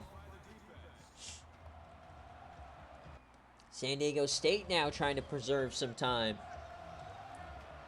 3rd and 6. A.O. Clement again. The handoff. He gets close, but it's 4th down. The clock is ticking. Game on the line.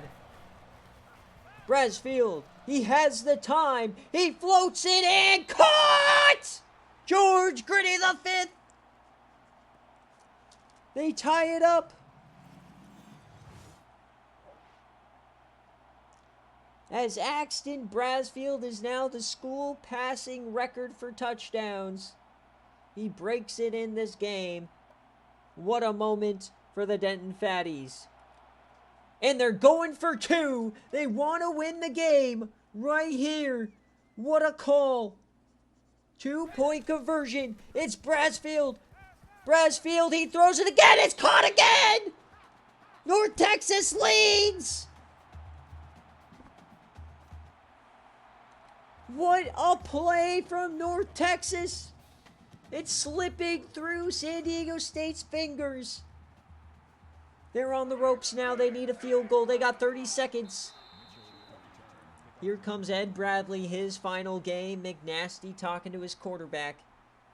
Returning home from stints at CMU, MSU, and Cincy. 25 seconds left. Does McNasty have it in him? Another shocker. What a legacy drive from Axton Brasfield. Throws that. Is Gibby Gerbach's going to make a play? The former North Texas Mean Green. Is it going to be Bob Backus, the former Tulsa tight end? Ferris Nesby in the backfield. Who's it going to be? 22 seconds. Ed Bradley has time. He yams it deep down the right side. It's caught! Oh, he angles out. Breaks a tackle. Byron Rice for 34. What a pitch and what a catch. Fringe yam range now. Fringe field goal range. Bradley hands it off to Ferris Nesby. Breaks a tackle. Gets about 5. They'll call a timeout. They just want to make sure they're in field goal range here. Ferris Nesby was McNasty's running back at Central Michigan. Followed him to San Diego State. 12 seconds left. Bradley. He has time. He takes off up the gut. Oh, he's hit. That's a sack. And they are out of field goal range. So they have to yam it deep. Unless they can get out of bounds, get a clock stoppage. 3rd and 7. Game on the line. He yams it deep left side and caught! Gibby Gerbachs with the revenge! He just domed his old team with a Hail Mary! No way!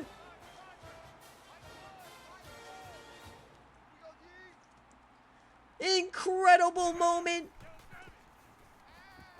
And they will get the 2-pointer with Bob Backus. Gibby Gerbachs just absolutely gave D-Sleep the dome.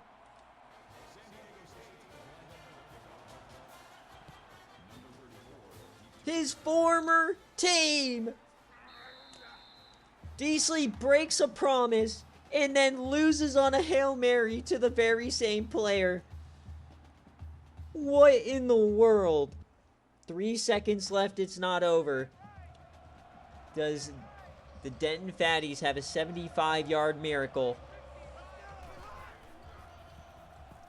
Brasfield, he yams it deep down the right side. It is caught, but down he goes. In one of the craziest moments in bowl season history. A broken promise leads to a bowl loss. How did he catch it? That is a revenge game right there. Nobody else in the world catches that pass. Only somebody trying to make a revenge game play makes that one. Incredible. Oh, that is heartbreaking.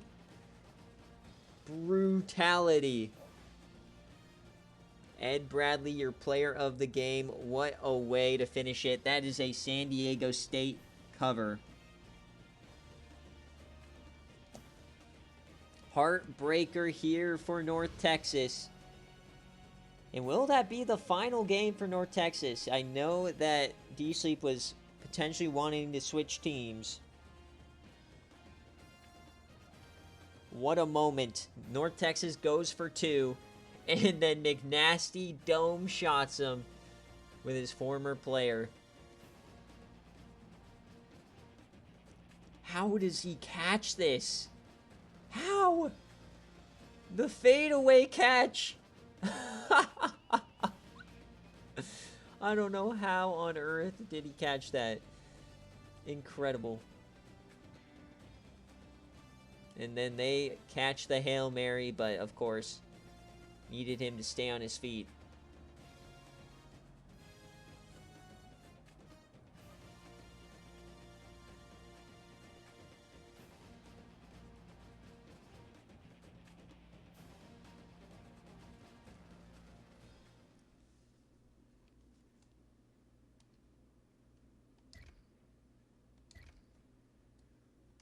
So Bob Backus gets a touchdown, Gritty V gets a couple, Nesby gets one. Man, all the players showing out today in this game. So Brasfield goes 25 of 43, 335, 5 touchdowns. A.O. Clement 83 yards, 3 touchdowns for Gritty V, and it still wasn't enough. 3 TFLs for Alexis Elwood, he had 3 sacks. The interceptions for Lennox Lee and Vonderlo. The fumble for Baldwin. They couldn't recover it. And Ed Bradley, 30 of 51, 429, 4 touchdowns, 2 interceptions. He led the way rushing the ball as well. Byron Rice, Gibby Gerbax in his revenge game, of course. 4 different guys catching a touchdown. McLeod gets 12 tackles. 4 total TFLs. No sacks, though. They couldn't get through the line. So Matt McNasty might need to look at defensive line next. But what a win here for San Diego State. It's a San Diego State cover. The Mountain West gets a much-needed victory. They're now 2-3 in these games, as Conference USA is now 0-2. So get our player of the game, of course. So McNasty's going to be looking for a new quarterback. Is it Bryce Beer's season down in San Diego?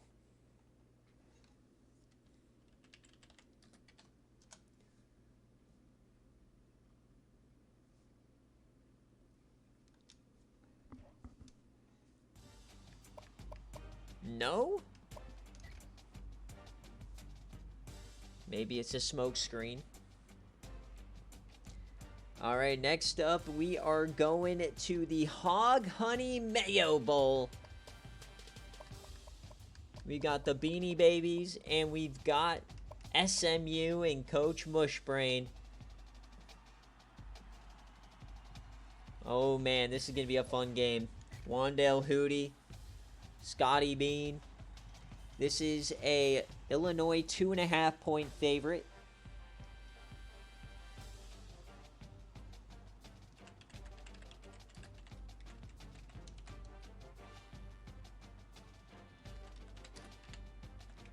So are you rocking with the Beanie Babies or Mushbrain? So Cam, let's look at the jerseys he wants here. Cam wants all white in the Hog Honey Bowl. He is all about bringing the Hog Honey home.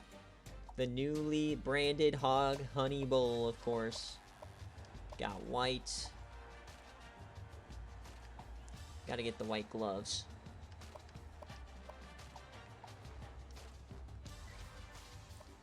And Mushbrain, he does get priority, so heads and tails, kick or receive. Tails and kick, he says. The way things have been going, these games have been great. Wandale Hootie. Scotty Bean, you got your Christ Bass. Yeah, no faith in Bean. Come on now. Mushbrain's problems have been coming from the sim recently, not so much on stream. 2.5 points. Conference USA, Big Ten. This is the Big Ten's first game in bowl season. It is. Conference USA so far is 0-2, I believe. So here we go.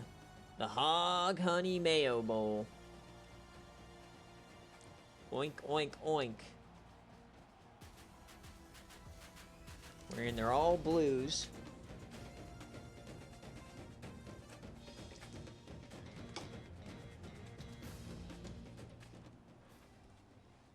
So let's get her done. Tails and kick for SMU.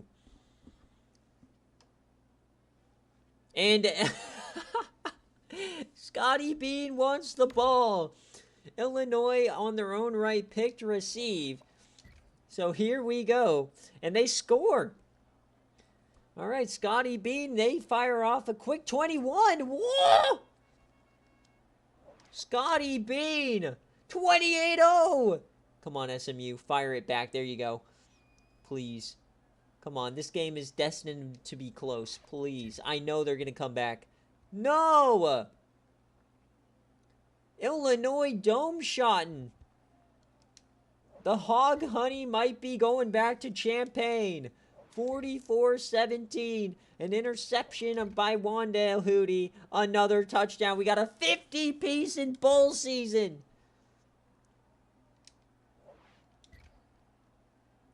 Thanks for coming out, SMU. My goodness. 51-24. Yeah, the Conference USA not looking good here. Cunningham scores. Lloyd, 85-yarder. Northcutt gets a tutty at least. Jacrise Bass got one at the end. Yikes, a mundo. So that is a Illinois cover if I've ever seen one. So Wandale Hootie, 20 of 39, 283, and 3 touchdowns in his final game. I don't know if I want to call that a successful transfer. Maybe it was. I mean, 8-win seasons, nothing too shabby there for Mush, but they definitely had higher hopes coming into it. They just couldn't run the ball. Jacrise Bass gets 80 yards.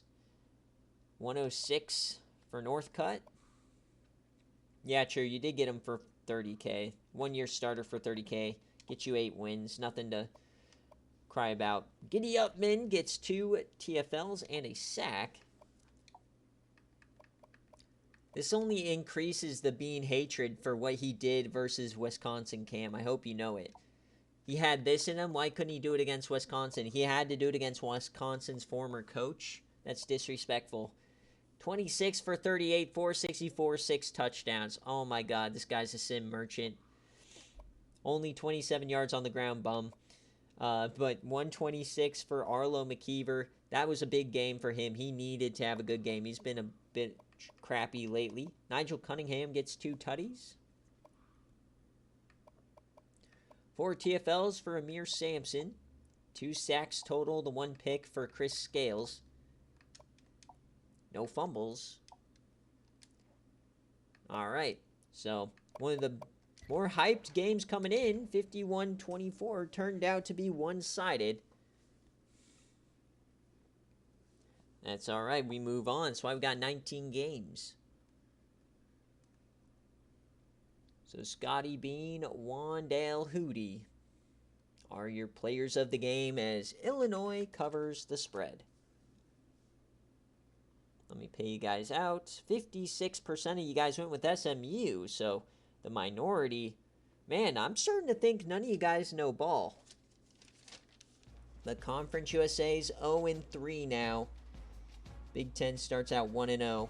So every conference has now played.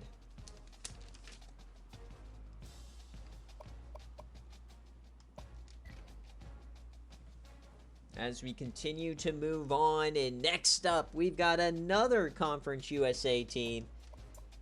LA Tech. We got the Pinheads Quick Lane Bowl. Maryland as well, Papa Smoke. So, Coach Keat, let me know heads or tails, kick or receive. And let me see if you had a jersey request. Keat said he wants the All Blues. Potentially Keat's final game. He has also said he's going to be listening to offers. So there is no all blue helmets, so we gotta pick something else there. Do we have blue shoes?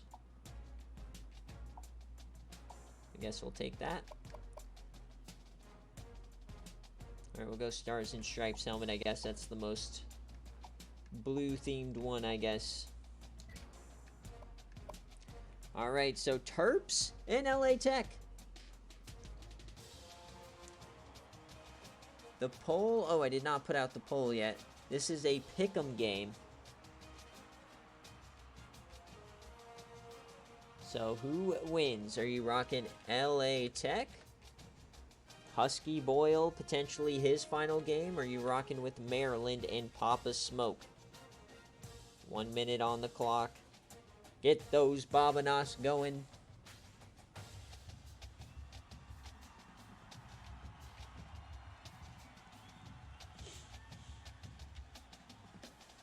Still 8 more games left in this bowl season before we head over to the Citrus Bowl.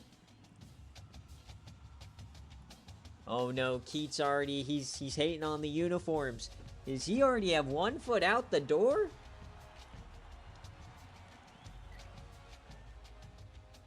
Oh my. What a change of pace here for LA Tech. They lose the Conference USA. So Champ Bloomers, potentially his final game with Coach Keat. Husky Boyle as well, as we got Papa Smoke visiting Ford Field for the Quick Lanes Bowl. Big time matchup here.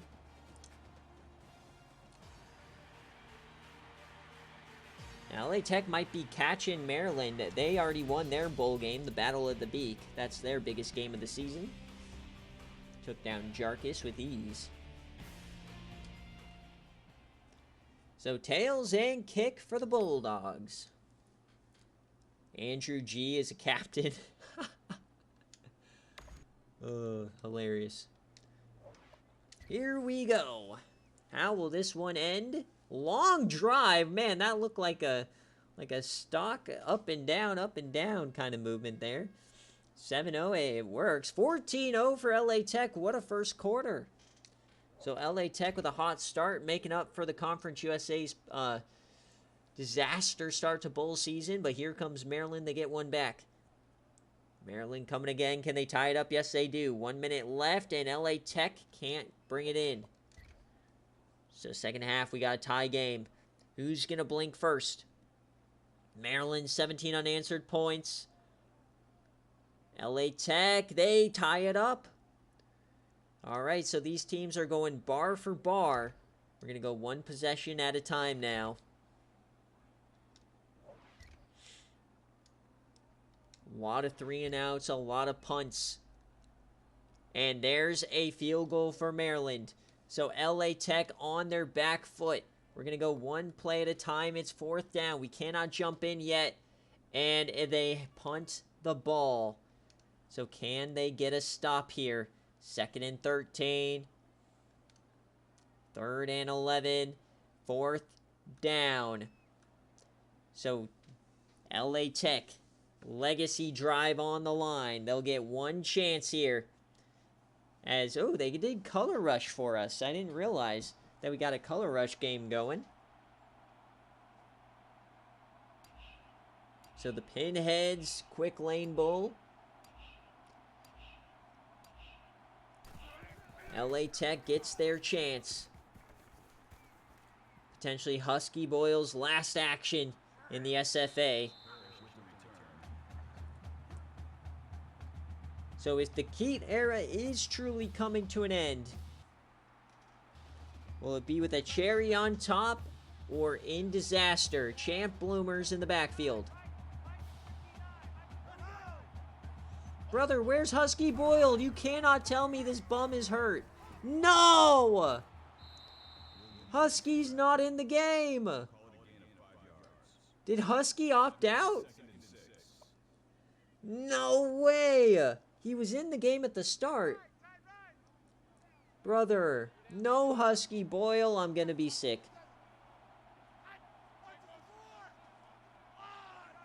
No, no, no. So the handoff now to this backup running back. Not like this. There is butter. 3rd and 6. Dumps that off. Oakley stumps, breaks one, and he can't break the second. Not Husky Boyle. 4th and 7. Game on the line. Motion for Stumps. Bloomers. Yams. Caught by Stumps. Oakley Stumps is an absolute beast. Here comes the Bulldogs. So Maryland had him on the ropes once. It's empty set now. No Husky, no problem. Yamming it deep, left-hand side. Caught by Lucher Stensby. The cornerback of all players makes the play. So now all of a sudden it goes from horrible game to LA Tech threatening a touchdown. 47 seconds. The handoff here up the gut of Stiffy, and down he goes.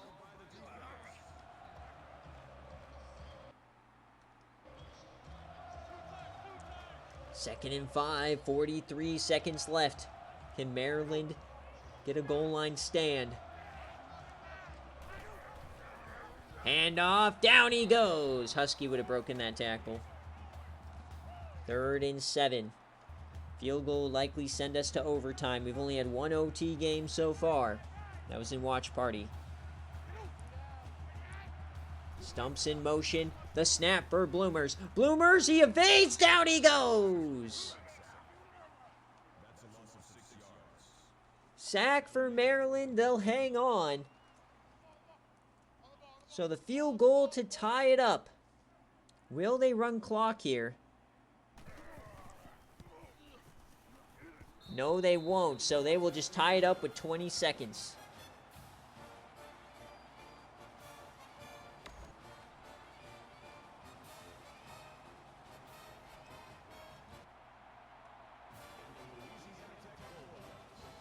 So we'll see if Husky Boyle comes in for overtime. Hopefully he's just out like 2 quarters or something and not out the game. Ayo, he pulled his hog. So 15 seconds left. And it looks like Maryland's comfortable going to the extra frame. So the pick'em game going to OT.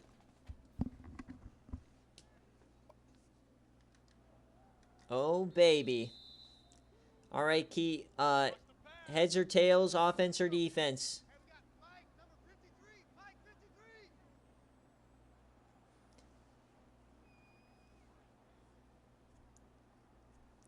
Heads or tails, offense or defense for Coach Keat?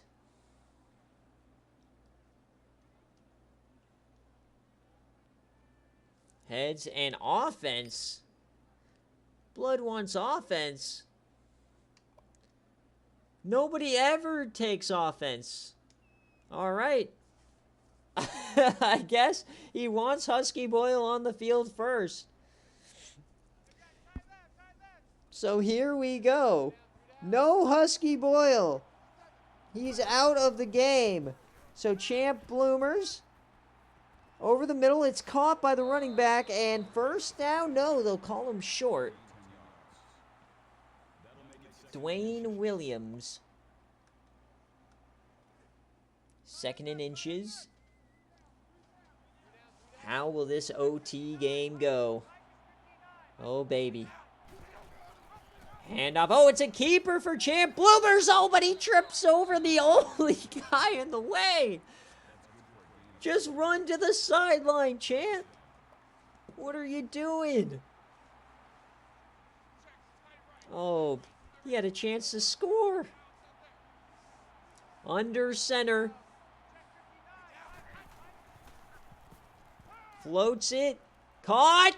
Touchdown, LA Tech. Les Palmer finally makes a play. Of all guys, it's Laz Palmer who finally shows up. The highly touted transfer that's done pretty much nothing this year. All right, so Maryland now on their back foot. They need a touchdown to extend the game. It always jars me when Jarkus talks about drinking because he has the Rizzler as his PFP, so I just picture him as this little kid.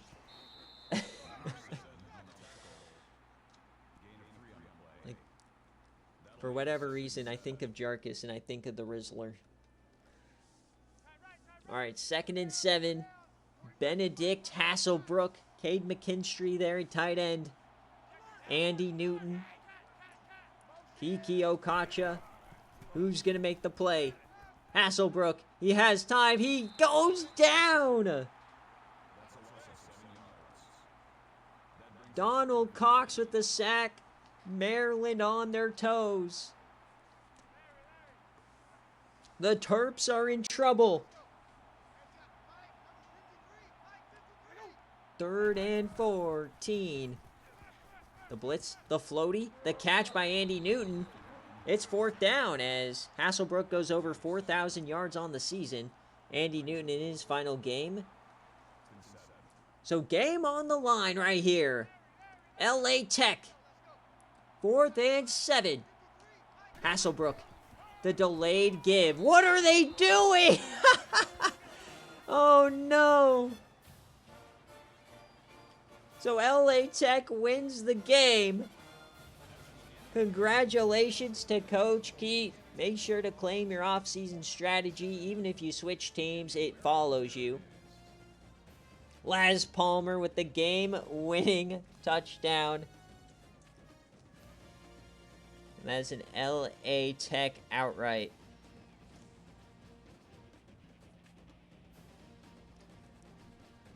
Jarkus, this doesn't give me much hope for the Iowa playoff run after after losing to these guys in the Battle of the Beak. No incoming freshman, has to be existing SFA players. So if wherever you go doesn't have an SFA player, then you'd get voided.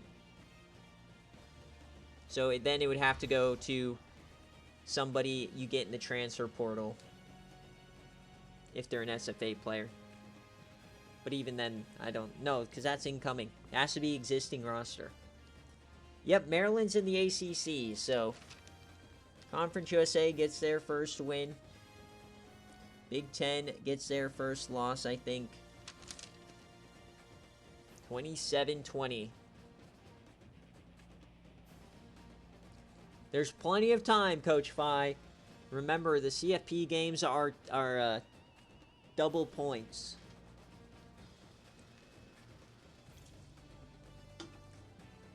And there's 6 of them now.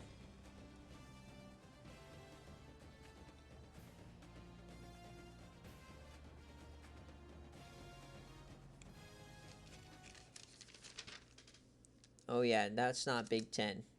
I just answered your question, then I wrote down Big Ten. ACC, 2nd loss. Maryland is ACC. So Husky Boyle did score in the game. So Champ Bloomers, 21 of 33, 300 yards, 2 touchdowns. Husky Boyle, 77 yards before he left the game, 1 touchdown. Laz Palmer, 7 for 112, 1 touchdown. Oh, baby. My God, my ears. Holy Toledo, 5 gifted subs. Thank you, Coach Keat. Mills gets 1. Chef Moose, Mushbrain. LA Tech, baby, on your dome. Elmo Birnbaum leads with tackles. TFLs for Baron Veen Kant. Andrew G gets a sack. Let's go. So much hate for Andrew G, but he delivers you a bowl game. Benedict Hasselbrook, 21 for 29, 273, and 2 touchdowns. Gifted by LA Tech. Give it back. 95 yards for Morris. Andy Newton goes out with 11 receptions, 118. Welcome in, Coach Dogwater. Shouldn't have been asleep, big dummy. You're actually getting in just with, you're getting in with, right when the big games are starting. Inky Grimes with an interception. Brother, who works on a Saturday? I know I do, but normal people don't.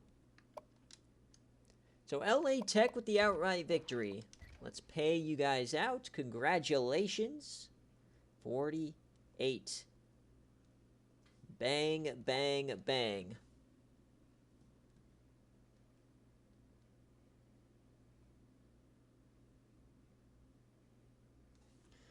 So that is an LA Tech outright victory.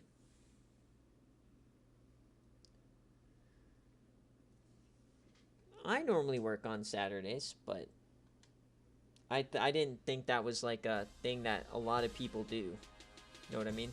I thought most people would work that 9 to 5 or 8 to 4, Monday through Friday. I work very sporadically. All right. We move the yard marker. We're going down the river to the Sickos Sun Bowl ACC action versus the Big 12. Sirlaxis Brio just barely missing. He was 1 yard away twice from making the playoff as an auto bid. And now he's in El Paso, Texas. Life hits you fast. And for Texas Tech, they go south just a couple of hours. So all reds here for Texas Tech. Hold on. Let me get it. Let me get the before I do this. It's an 11-point favorite for North Texas in this matchup. I think this might be our biggest spread in the bowl games. UNC minus 11. Are you rocking with Garrett Gamara?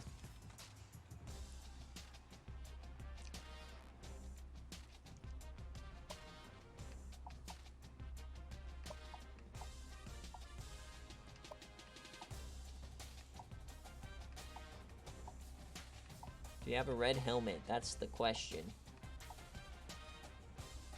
Is red the only one?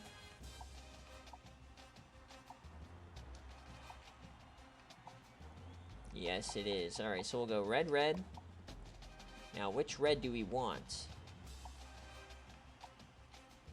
Ooh, the 2016s? Nah, we gotta go basic red there.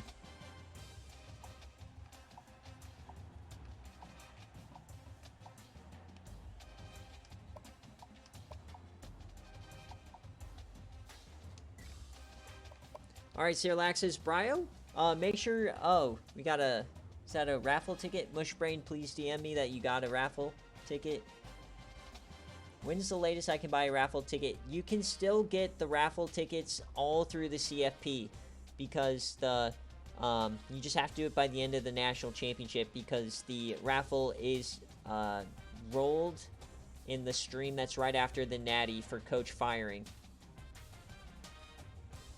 So, Mushbrain, make sure to DM me.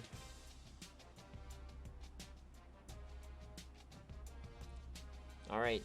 So, Sirlaxis Brio, heads or tails, kick or receive if you are here.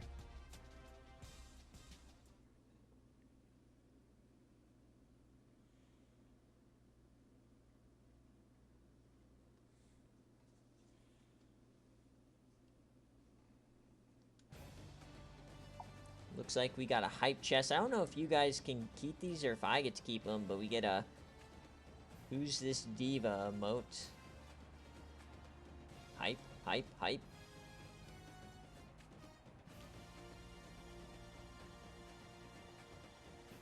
Alright, so North Texas, Texas Tech. I don't know why I said North Texas. Texas Tech, here we go. We got the Baby Blues, the Sun Bowl, here in El Paso, built into a mountain. Just like the Tempe Stadium, so heads and kick as always. The Sicko Sun Bowl, here we go.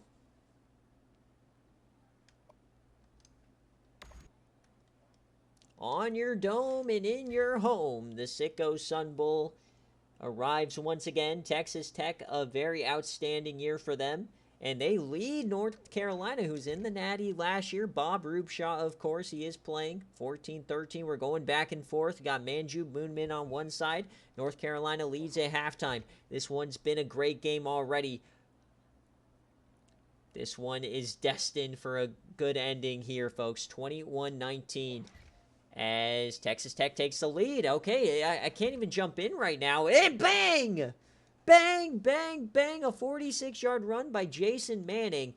Oh, baby, we're heating up. Row Bierman rowing his boat backwards. but a defensive penalty keeps the drive moving. 1st and 10. We can't jump in quite yet, folks. We can jump in, and now we can. 3rd and 6. North. How does North Carolina have the ball? It said 3rd and 6. They must have turned it over. Bob Rubeshaw has the ball. 2 minutes left. They're down by 2. I thought for sure, I thought Texas Tech had the ball. So here's Rubeshaw over the middle. It's caught, and 1st down for Rubeshaw. He's still on his feet. We just saw this team on game day. They hurry it up. Minute 40 left. Bob Rubeshaw drops back.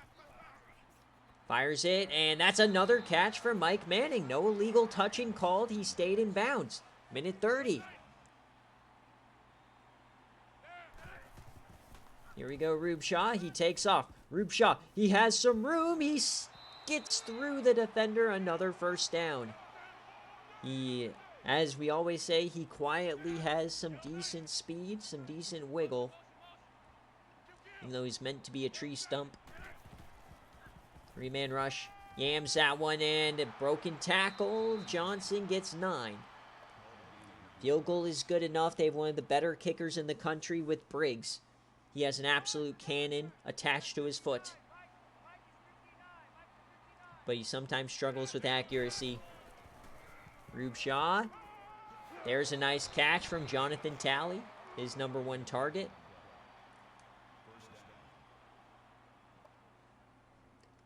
Jonathan Talley and Ray J. Butler have the most touchdowns by a wide margin over anybody in the country. He has 18. Ray J. Butler has 20.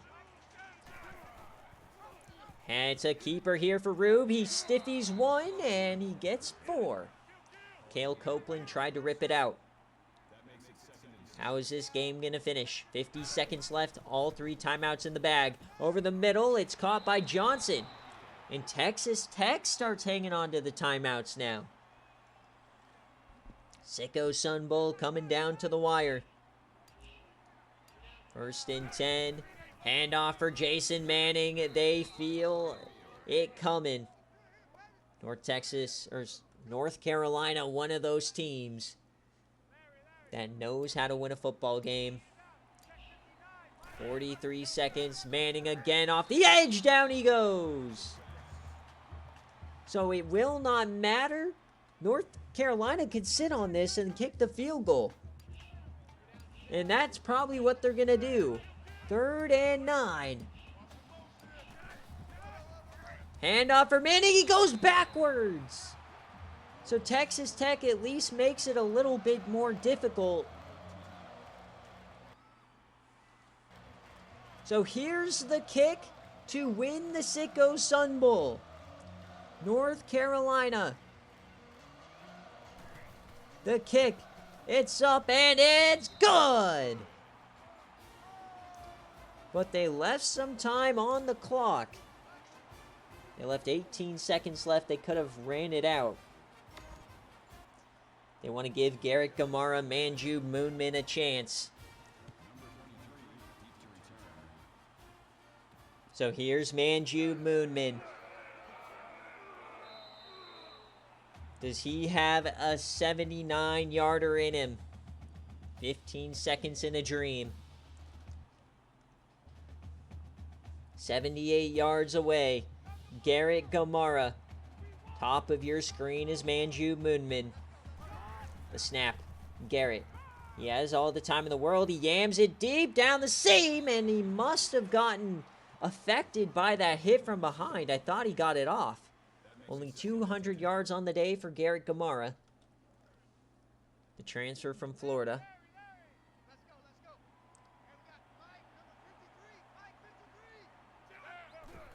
Second and 10. Garrett rolls right, throws it away. So 6 seconds left.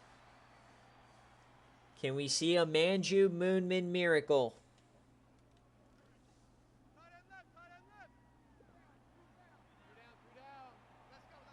Bottom of your screen. The snap. Garrett Gamara, he has to evade. He slings it deep, and it's caught by Moonman, but triple zeros.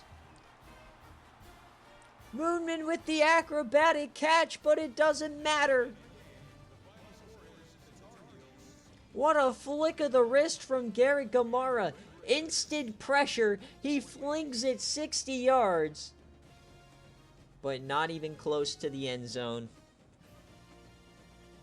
Imagine if that was in the end zone, though. That would have been insane. So, great effort here from Texas Tech and a fantastic season. But North Carolina was just a little bit too much. Sicko Sun Bowl goes to the Tar Heels.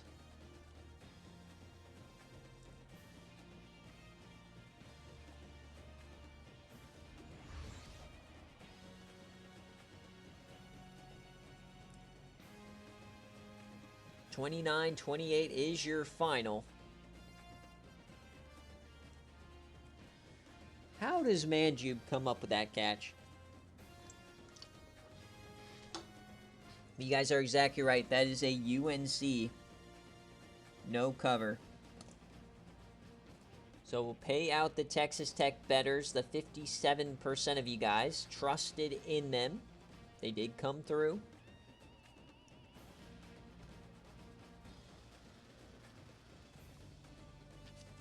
So the ACC with another win.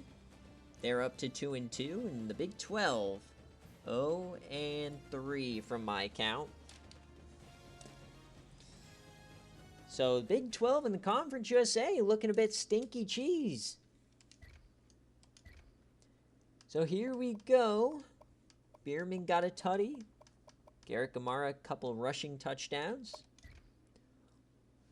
So Rubshaw goes 20 of 35, 284, 1 touchdown. Manning over 100 yards. They got to get a skill position to help out. Yeah, things are just not looking too great for them this year. But Reaper Exum, 2 TFLs, no sacks, 1 interception for Paul Jenkins. 4 deflections, 1 fumble for Trent Mason. And for Garrett Gamara, 17 for 31, 242, 1 touchdown, 1 interception. Bierman over 100 yards, Gamara over 50. Manjube had 85 yards, Jesse Jetster only 39. Chadwick Tonda, 3 TFLs, Holmes as well. 1 sack for Alex Robinson. No interceptions on the day. 3 deflections at the line from Tonda. And the forced fumble. So that will do it here from El Paso. That is a UNC no cover.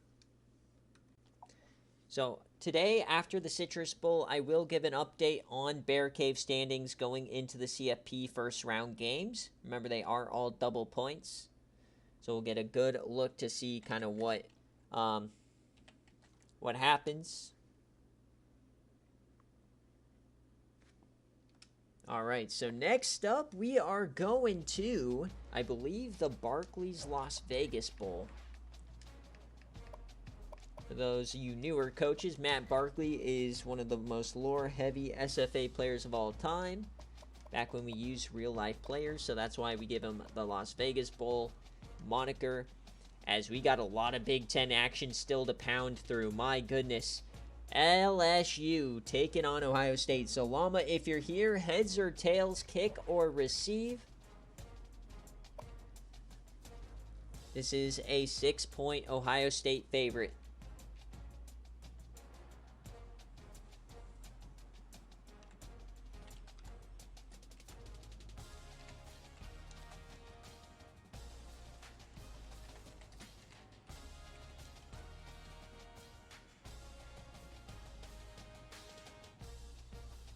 So who do you got? LaBello Blackley, they're a Hail Mary away from upsetting Auburn and going to the CFP. Ohio State lost to Michigan, so they're out of the race. But they had a Heisman finalist. Vincent Hoffman got himself the 5th place. All right, so Legion Stadium's where we're headed for the Barclays Las Vegas Bowl. Remember, this stadium is dark in-game. Just how they shaded it.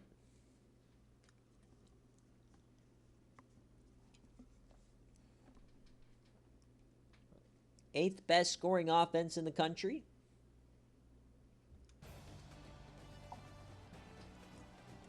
There he is, Vincent Hoffman playing his final game. LaVelo Blackley. They got Addy McBuckets on this team. They got Jelani McRae. 3 defensive freshman All-Americans. Dario Swick, Romeo Krotz on the defensive line, and Colton Holvik on the defense. So LSU's defense is in good hands for the next handful of years. But here we go. Allegiant Stadium, Barclays Las Vegas Bowl. Let's have a day. Heads and kick. Do not see him here. LSU, Ohio State. What a matchup. As 7-0 early on for Ohio State. They go up 14-21. Dome in LSU here. Oh my. 24. Is the Big Ten just this good? It's 31-0. Llama getting ran out the door. They get up 14 right before half. Do we have a comeback in them? 31-14. 38-45. Not looking good here for Llama.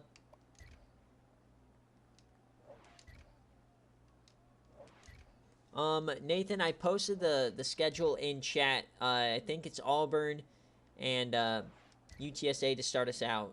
You can check general chat and scroll up to this morning. I posted the tentative schedule. But yeah, this BC, we've had some blowouts here. A 52-piece from Ohio State. So 51 from Illinois in the first game for the Big Ten. And 52 now for Ohio State. The Big Ten might have been pretty good, folks. Wowzers.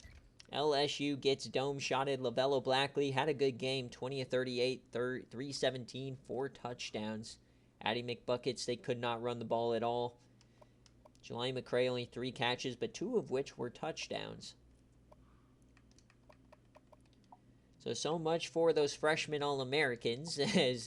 Colton Holvik, he did get an interception, though. But giving up 52. Nasty work. Let's check out Ohio State. Vincent Hoffman, the Heisman finalist, 14-19, 206, 2 touchdowns.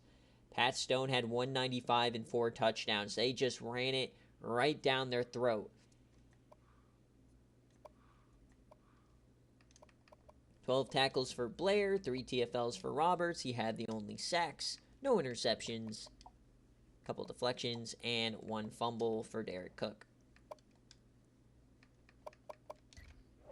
So domination there for Ohio State. That is going to be an Ohio State cover, -6. So Big Ten is 2-0 now. SEC is 1-2. Very interesting. Pat Stone, your player of the game. LaVelo Blackley, Colton Holvik. So double SFA players at least. So tough finish to the year for Llama fans. As we trek on. Nope, no idea. Probably next weekend. I don't know.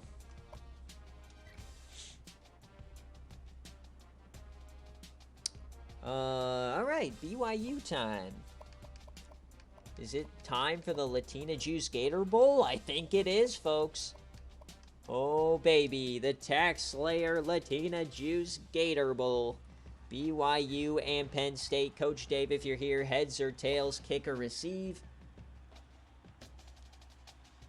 He did not put jerseys, but I know he likes the traditionals, even though I don't even think they have different ones. This is a 6.5-point favorite for Penn State. And judging by the way these games have been going, Penn State might dome them. But remember, BYU knocked off Oregon in 5 OTs, so we might have a banger in us.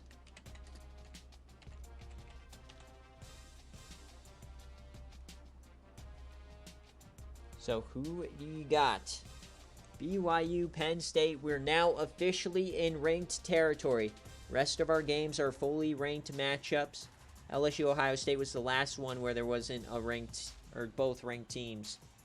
So we're officially into the best games left of the season. We got 1, 2, 3, 4, 5 more bowl games, 4 on BearCave, Citrus Bowl, and then 13 CFP games to end the year. Let's fucking go. It's a great time. I absolutely love the postseason in the SFA, even though it is a ton of work. Let's have a day.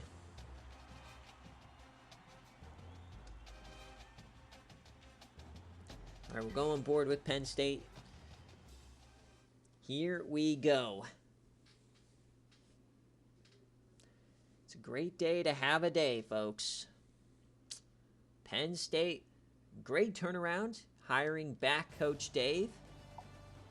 After a couple-year hiatus, I think 3 or 4. Had stints in Texas and Oregon. Now back at his home. TIAA Banks Field. What is... This looks like BYU facing off against their old jerseys when they used the Navy. Kind of funny. We are Penn State.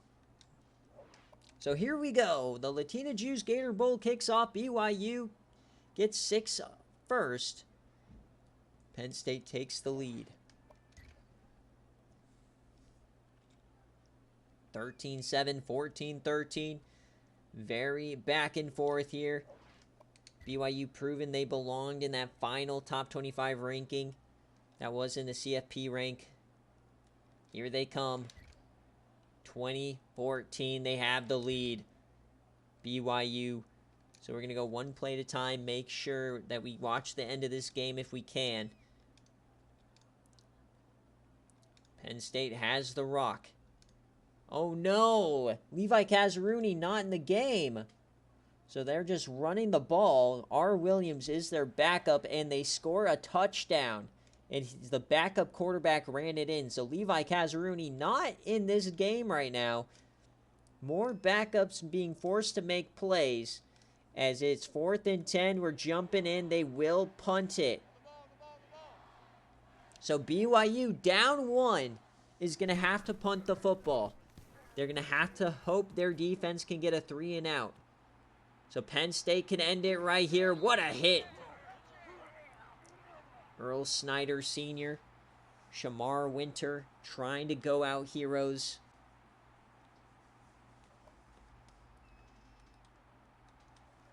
Two minutes, 8 seconds left. Backup quarterback in. No Levi Kazaruni. But it's Ward in the backfield. Handoff here to the outside. He hurdles and he gets the first, but he goes out of bounds. So no harm, no foul quite yet. Even though BYU took a timeout for no reason. Nice. 3 tight ends on the field on that right side. They'll hand it off and down he goes. That's what BYU needs. 2nd and 11. Maryland eye time here for Penn State. It's a toss out wide. Can he get around the corner? He does! Another first down. Jeremy Ward. So now one more first down will end the game. They're taking victory formations. They think they have it. They actually might. That may have just ended it. Great job from Penn State with the backup quarterback. Yeah, assuming clock doesn't stop, this game is over. They'll run the ball. It's Ward again. Ball's on the ground. BYU has it. They're going the other way. Oh my God, what a choke from Coach Dave. Touchdown, Cougars. He put it on the turf. You just had to kneel it, Dave. And they're going for 2.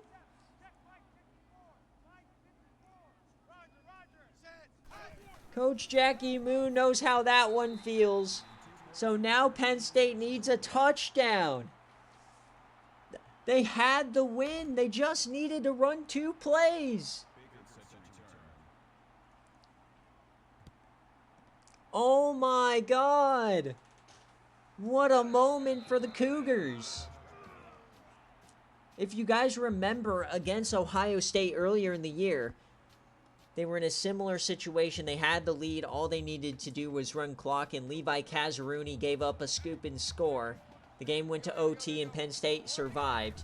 This time, they put on the turf, and that one's tipped away. What a deflection from the defender.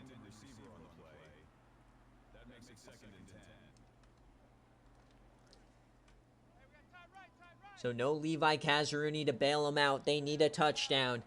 What a change of events. Flown it deep. Caught by by Schmidt. I can't even ever say his name. It's John Jacobs Jinkelheimer Schmidt. He gets a big play to get him across the 50. The SFA IGR. So here's Williams. He floats it deep. That's another catch. They're at the 30 now. They have all 3 timeouts. Plenty of time. Ryan Williams, 106. No Levi Kazaruni.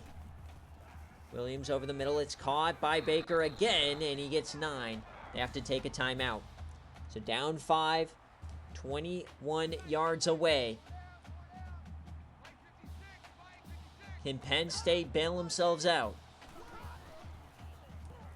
Over the middle, it's caught again by Baker. He catches it. They're hurrying it up now at the 14.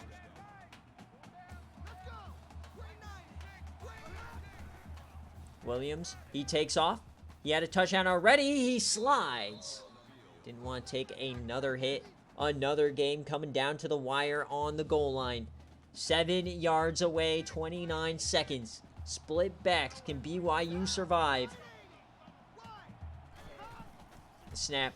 Williams, and he goes down. The clock is ticking. They're going to have to hurry it up. 3rd and 9. Williams again. He throws it away. Oh my God, what a change of events. 4th and 9, game on the line. Can Penn State get it done? Corner blitz, he breaks it, down he goes! BYU's gonna win the Latina Juice Gator Bowl. What a moment. They bring the corner blitz and it works.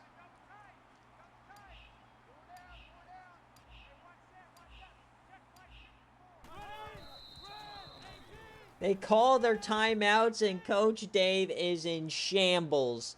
Absolute shambles here. The Big Ten will take a loss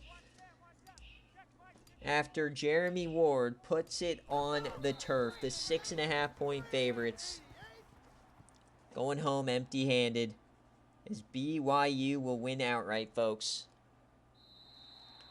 Wow, what a moment. 26-21 is your final. We didn't even get to see Earl Schneider or Shamar Winter do anything. 38% of you guys went with the cover. So Penn State goes down. The play of the game, of course, the scoop and score. So the Pac-12, 3-0 against the Big Ten's 2-1. So Pac-12, the only remaining undefeated conference along with the Sun Belt, who's 2-0.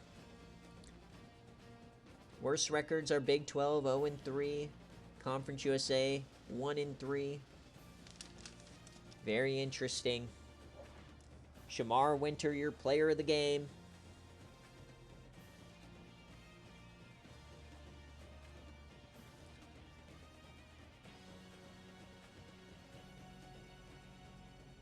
Oh, man. That is up there with some of the worst losses you'll ever see. Terrible, terrible, terrible. Still a 9-win year in his first year back, though. Can't get mad at that. BYU gets 9 wins in their first year in the Pac-12. They were tied at the top of the division. They just lost to Washington. Come on, we don't need all these replays. Get me out of here.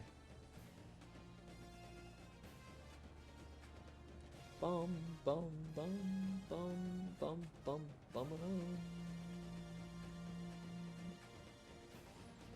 bum, bum, bum, bum.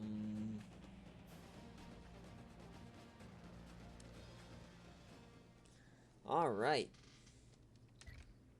So 26-21 is your final. Winter had a 60-yarder, and it was Burks with the 69 scoop and score. 26-21. So Levi Kazaruni played half the game, and then Rylan Williams had to relieve him. He's not that bad, so it's a bit stinky there. But Jeremy Ward fumbles it to end his career. Yikes. Tough way to go out.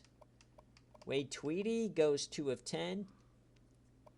On defense, this was Wyatt Germs last, or not his last game, but Wyatt Germs on this team.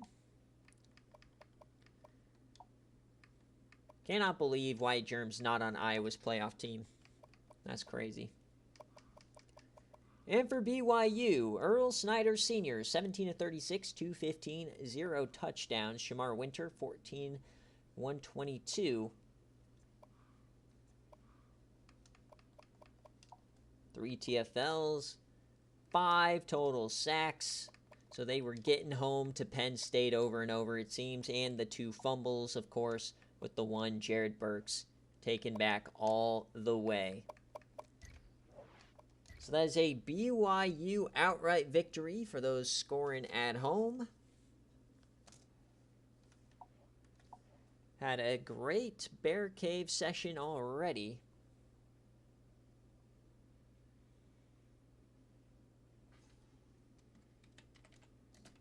So remember, all of these games will be posted later on today. VODs will be available just like a normal game day. Then we're going into playoff games tomorrow.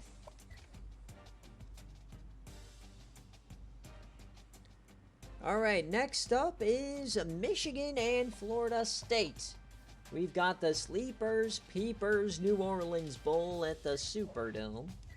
Actually, I don't know if it's at the Superdome. I believe it is.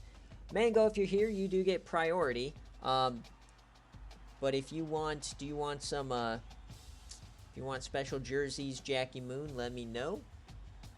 But this is a 7-point favorite for Michigan. They love Michigan out here.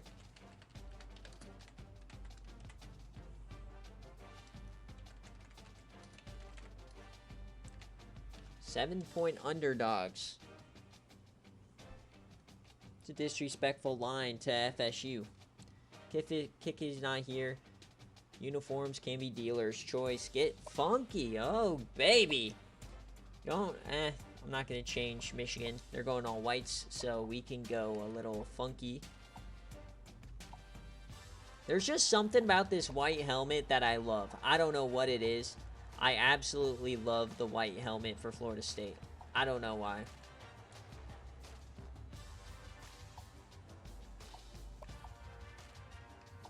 This is what we're going with. This is beautiful. Gotta go with the white shoes. And then that means these guys. Oh, they have the maize. We're going with the maize. So maize and white. That's what we're going with. No, it messed up my white. White gold. There we go.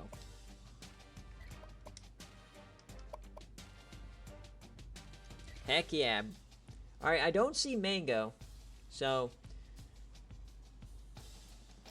we're going on board with Florida State.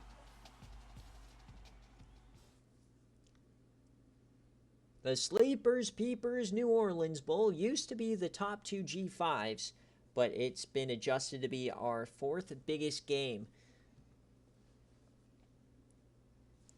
So only 2 games remain after this one in the BearCave slate. And, ooh, baby, those look so good. Is this Browning's final game? So we are in the Superdome. Caesars Superdome. Michigan, Florida State.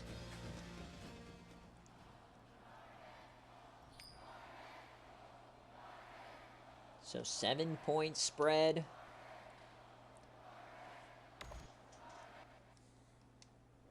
Both 9-win teams. Michigan lost the Big Ten championship. Florida State was on the bubble. So 7-0 is the lead for Michigan early on. We've seen them all year long in BearCave style. Have been able just to score in bunches. But Florida State holding their own. Of course, Florida State, one of the most entertaining BearCave teams of all time. But we got a 7-7 game. And there's an interception. Michigan leads as we go to the 4th quarter. And another score from Michigan. Okay, so we need to score quickly. Yes, they get it, and they went for 2. Coach Jackie Moon with the analytic play. Down 6. So we can't jump in yet. We have to jump in at 2 minutes. It's 4th and 14. What are they going to do? They punted. Oy. All right, so let's watch. Can they get the ball back? 2 minutes left. James Love, the Heisman finalist. Hand off, and Greg Rogers going backwards. Michigan calls timeout. They gotta, Florida State calls the timeout. So they need a negative play.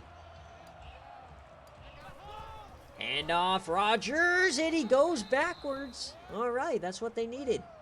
Do it one more time. Can Florida State get the ball back? 2 minutes left. Hand off. Oh, down he goes. Rogers get tackled by the offensive lineman. What a stand from Florida State. They have hope.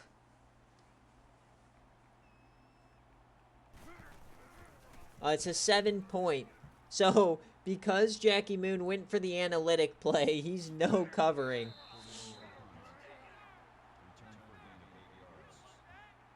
So, Jackie Moon, if he loses, he's going to be in shambles. Because he loses, but his team decided to get the no cover. Yeah, it's currently a no cover for Michigan. So, 1st and 10. Here's Ben Brothers. And that's a drop. Number 1 recruit from the season 16 class. He's had a great year. They're in a great bowl game. Legacy moment. Brian Browning, his last time in this gear. And Florida State has a reward player coming, a receiver. So they get this down. Is Burner back? I think that's him. Yeah, Trayvon Burner is back for the bowl game, folks. So they just got a big-time boost. One of the best running backs in the country, the season 16 leading rusher. Brothers jams it deep. Way out of bounds.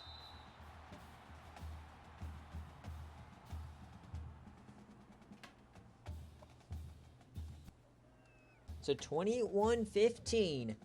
Down 6. 90 seconds left. No timeouts. Brothers in shotgun. He drops back. Rolls right, dumps it, and it hits off the back of the helmet. Miscommunication there with the receiver. Threw it just a little bit too early to Kent. 3rd and 10. 5 wide.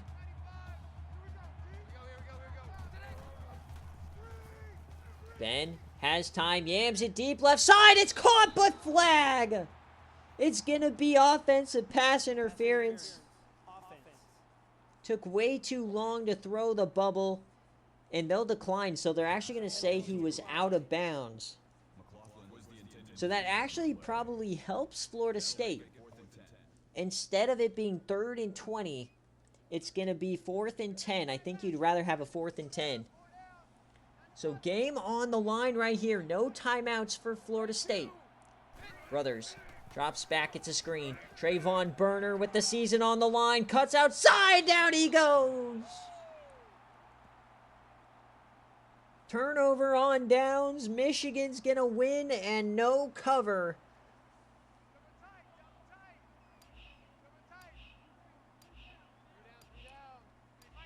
Except you never say never. We just saw Penn State in the same situation and they goofed it.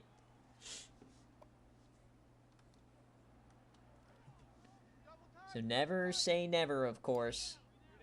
Will they run a real play? They'll be forced to run a third down play. Is there a chance? Will they come out in goal line? Are they just going to kneel it? Yes, they are. So Michigan will get the no cover here in the New Orleans Bowl. Coach Mango gets it done. Congratulations to Mango. That's a Michigan no cover, folks. So the Big Ten with another big-time win. Big Ten's now 3-1. The ACC goes to 2-3. Trayvon Burner couldn't get past him.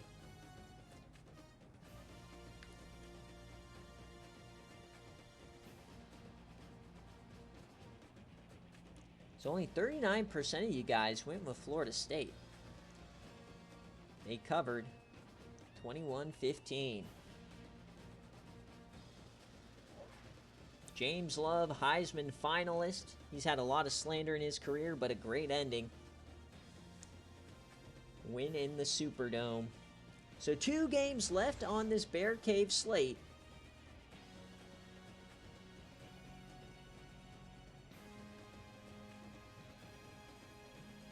And we'll get into the Citrus Bowl.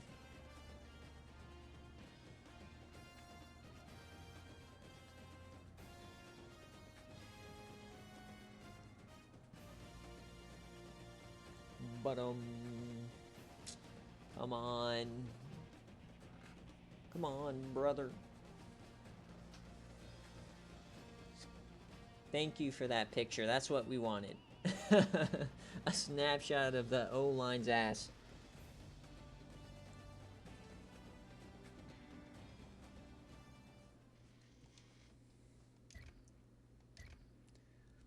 Alright, so Burner had a touchdown. Not a lot of scoring in this game. Ben Brothers, 21 of 41, 179, 1 touchdown. Burner goes for 130 and 1 touchdown. We'll see if he comes back next season. On defense, Michael White, 11 tackles, 3 TFLs, 2 sacks, one for Arganda, 1 for Brixton Fisher. Both SFA players. Cale Sonnen with the pick. Love this team. And the fumble for Jose Patrick. And a punter threw the ball as James Love goes 25 for 34, 264, and 3 touchdowns. Greg Rogers only 84 yards. And on defense, 9 tackles. TFLs go to Meatball, the sophomore. 2 sacks there. No interceptions. Deflections. The fumble for Lionel Mills.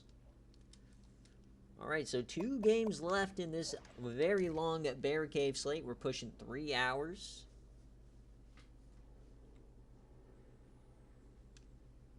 A lot of great moments, though. We have a lot of highlights to go through.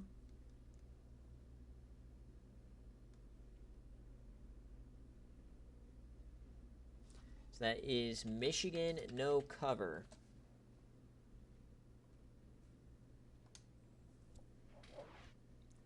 Alright, so now we got the Fire J Jetta's Outback Bowl with the team that got snubbed. I think there's a lot of people that were talking about the rankings and all this stuff and who actually got snubbed. If there's one team that has a case, it is Western Kentucky. So we got the Outback Bowl. They are 11-1. Only lost to Southern Miss, who's the number 2 seed, by 3 points. But they have literally no strength of schedule whatsoever. So they're going against Stanford. This is always a tie-in. The top ranked CPU teams. So Western Kentucky and Stanford. It's a 4-point favorite for Stanford. My formula, by the way, is not just overall. It appears like it, but it's not just overall difference. That would be dumb. -4 for Stanford. Western Kentucky gets 4. Who you got? We'll jump on board with Stanford. The Fire J Jetta's Outback Bowl. Gonna be a great one. Then we've got the Yam and Cheez-It Bowl next, and then we'll finish with the Citrus Bowl a little later on.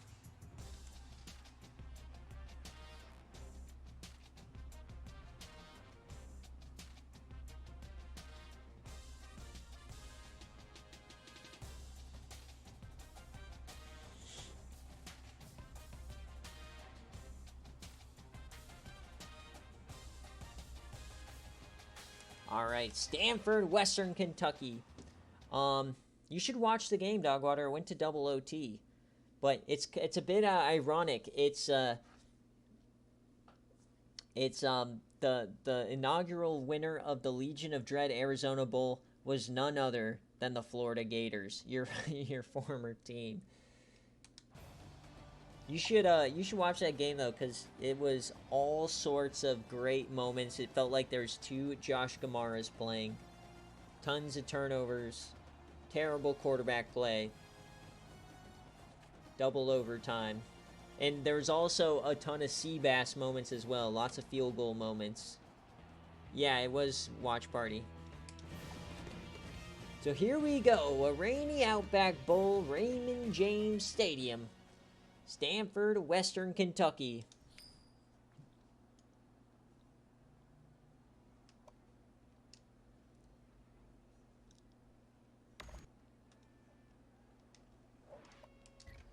So first quarter, does Western Kentucky have it in them?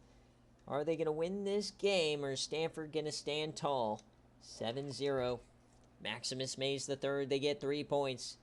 Come on, Maximus Mays, prove you belonged in the playoff. Defensive battle here early on. Oh my. Oh, we get a safety here. It's a 7-5 ball game headed to the fourth quarter. Exactly what everybody was predicting. Stanford gets 1. We need a touchdown here. You cannot go this whole game without scoring a touchdown. Come on, Western Kentucky. Not like this. 21-5. That has to be scoregami if that holds. There's no way. This has to end up being scoregami. They're not going to score again. It's 28-5. Brother, please. I'm on my knees. Score. Oh my God. 28-5. Oh my God. Western Kentucky scores 5 points. As Chris Cox domes them at the end. They just couldn't hang on. All right, so for anybody who says you should have been in the playoffs, see, this is example 1. That's a Stanford cover. Shu Okani, 19 for 32. Yeah, 19-12. I didn't know that was going to be a scoregami. Hey, Coach Rick. So Sunbelt is now defeated. They're 2-1. So the Pac-12 remains undefeated. They're 4-0. So Big Ten and Pac-12 seem to be the 2 best conferences this season. 19-32, 221, 2 touchdowns. Chris Cox, 200 yards, 2 touchdowns.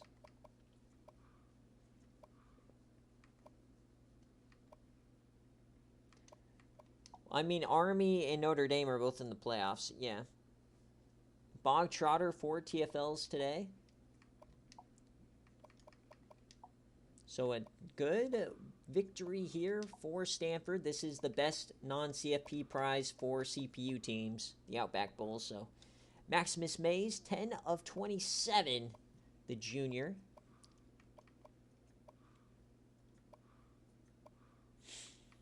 Randall Johnson, 16 tackles, 2 TFLs for Drake Rutherford, SFA player.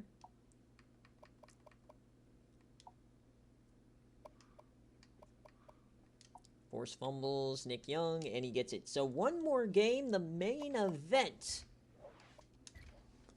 of our bowl season Bear Cave coming up. So 53% of you guys were rocking with Stanford there. You know it's a bad day when your player of the game is your kicker who only kicked it once. Oh no, terrible game for Western Kentucky. Not the day to have a stinker.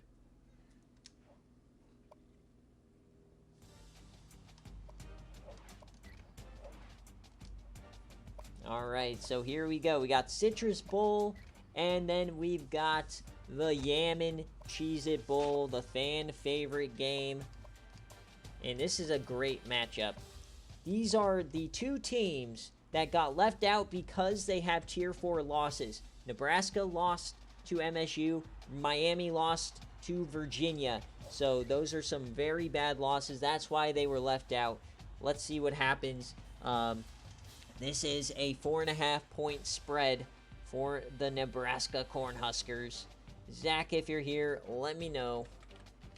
Or Eisen, you do get priority. So Miami is plus 4.5. So Eisen, if you're here, let me know heads or tails, kick or receive. Number 14 versus number 15, baby. The Yamin Cheez-It Bowl. See some Bondale Bronco action.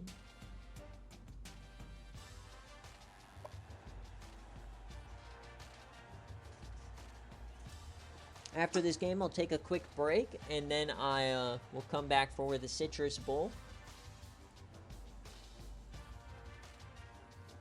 So let's get on into it.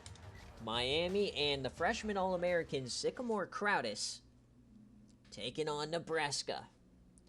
Coach Zach fired up about missing the playoff.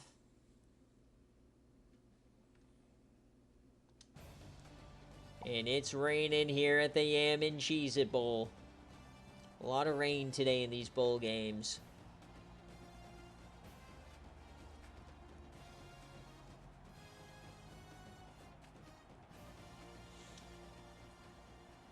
I just hope we don't have a rainy Citrus. I want to see Taylor Prado actually play offense in his final game. So I don't see eyes in here, so it's heads and kick. The Yamin Cheez-It Bowl on the line. Here we go.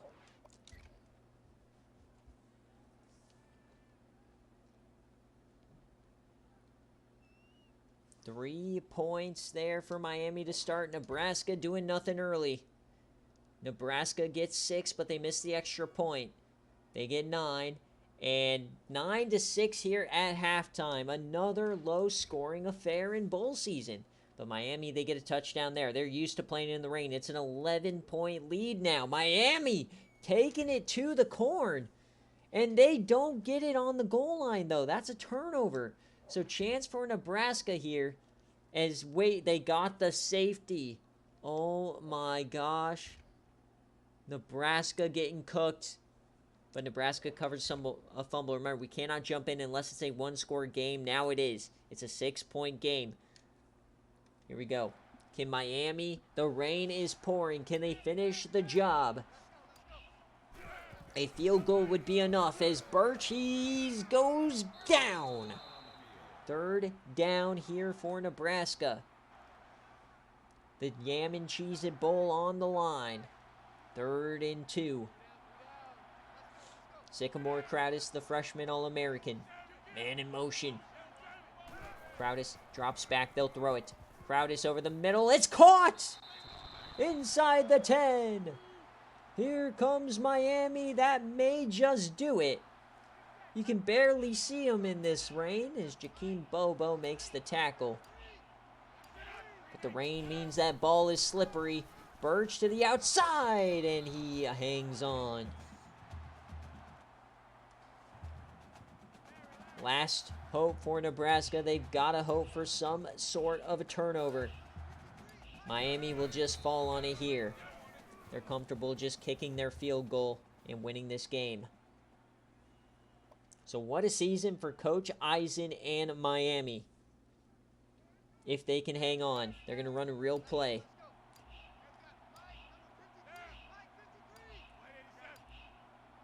Third and goal. Birch. And he takes a big hit from Tubby Page, and he hangs on.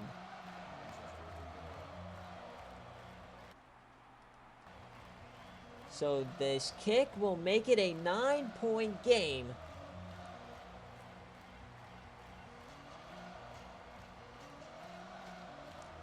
To cement the Yam and Cheez-It Bowl, the Miami Hurricanes. They are going to let this run out. 22 yards from left hash to secure the win. It's good. So we have to go back to sim because it's a 2-score game now. So the only hope for Nebraska is a 1-play touchdown. And that's going to do it. 25-16 is your final from the Yam and Cheez-It Bowl. So that is a Miami outright to finish it here.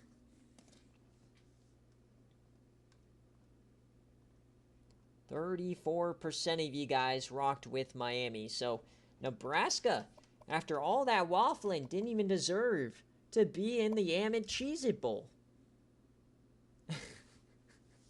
Sycamore Crowd is 23 of 31, 284, 2 touchdowns.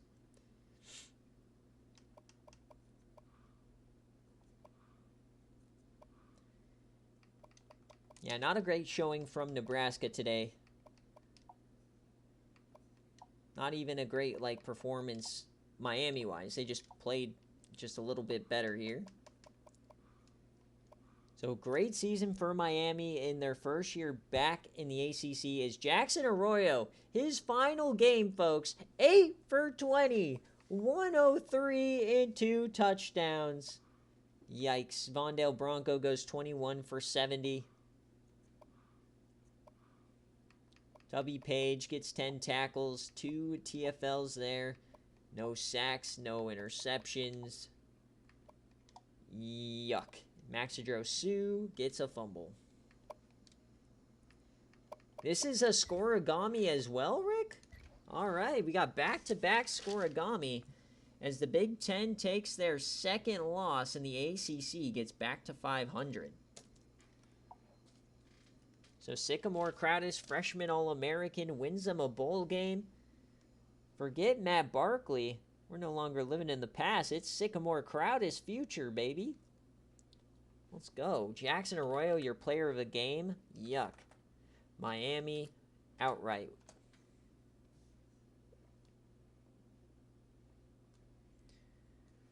All right, so let's just make sure I have no other games that need to be simmed.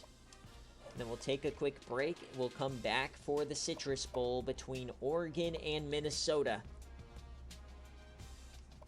So playoff, that's playoff. This is playoff. TBD. Playoff, playoff. Playoff. TBD, TBD. And Citrus Bowl. And Rose Bowl. And Natty. Cool.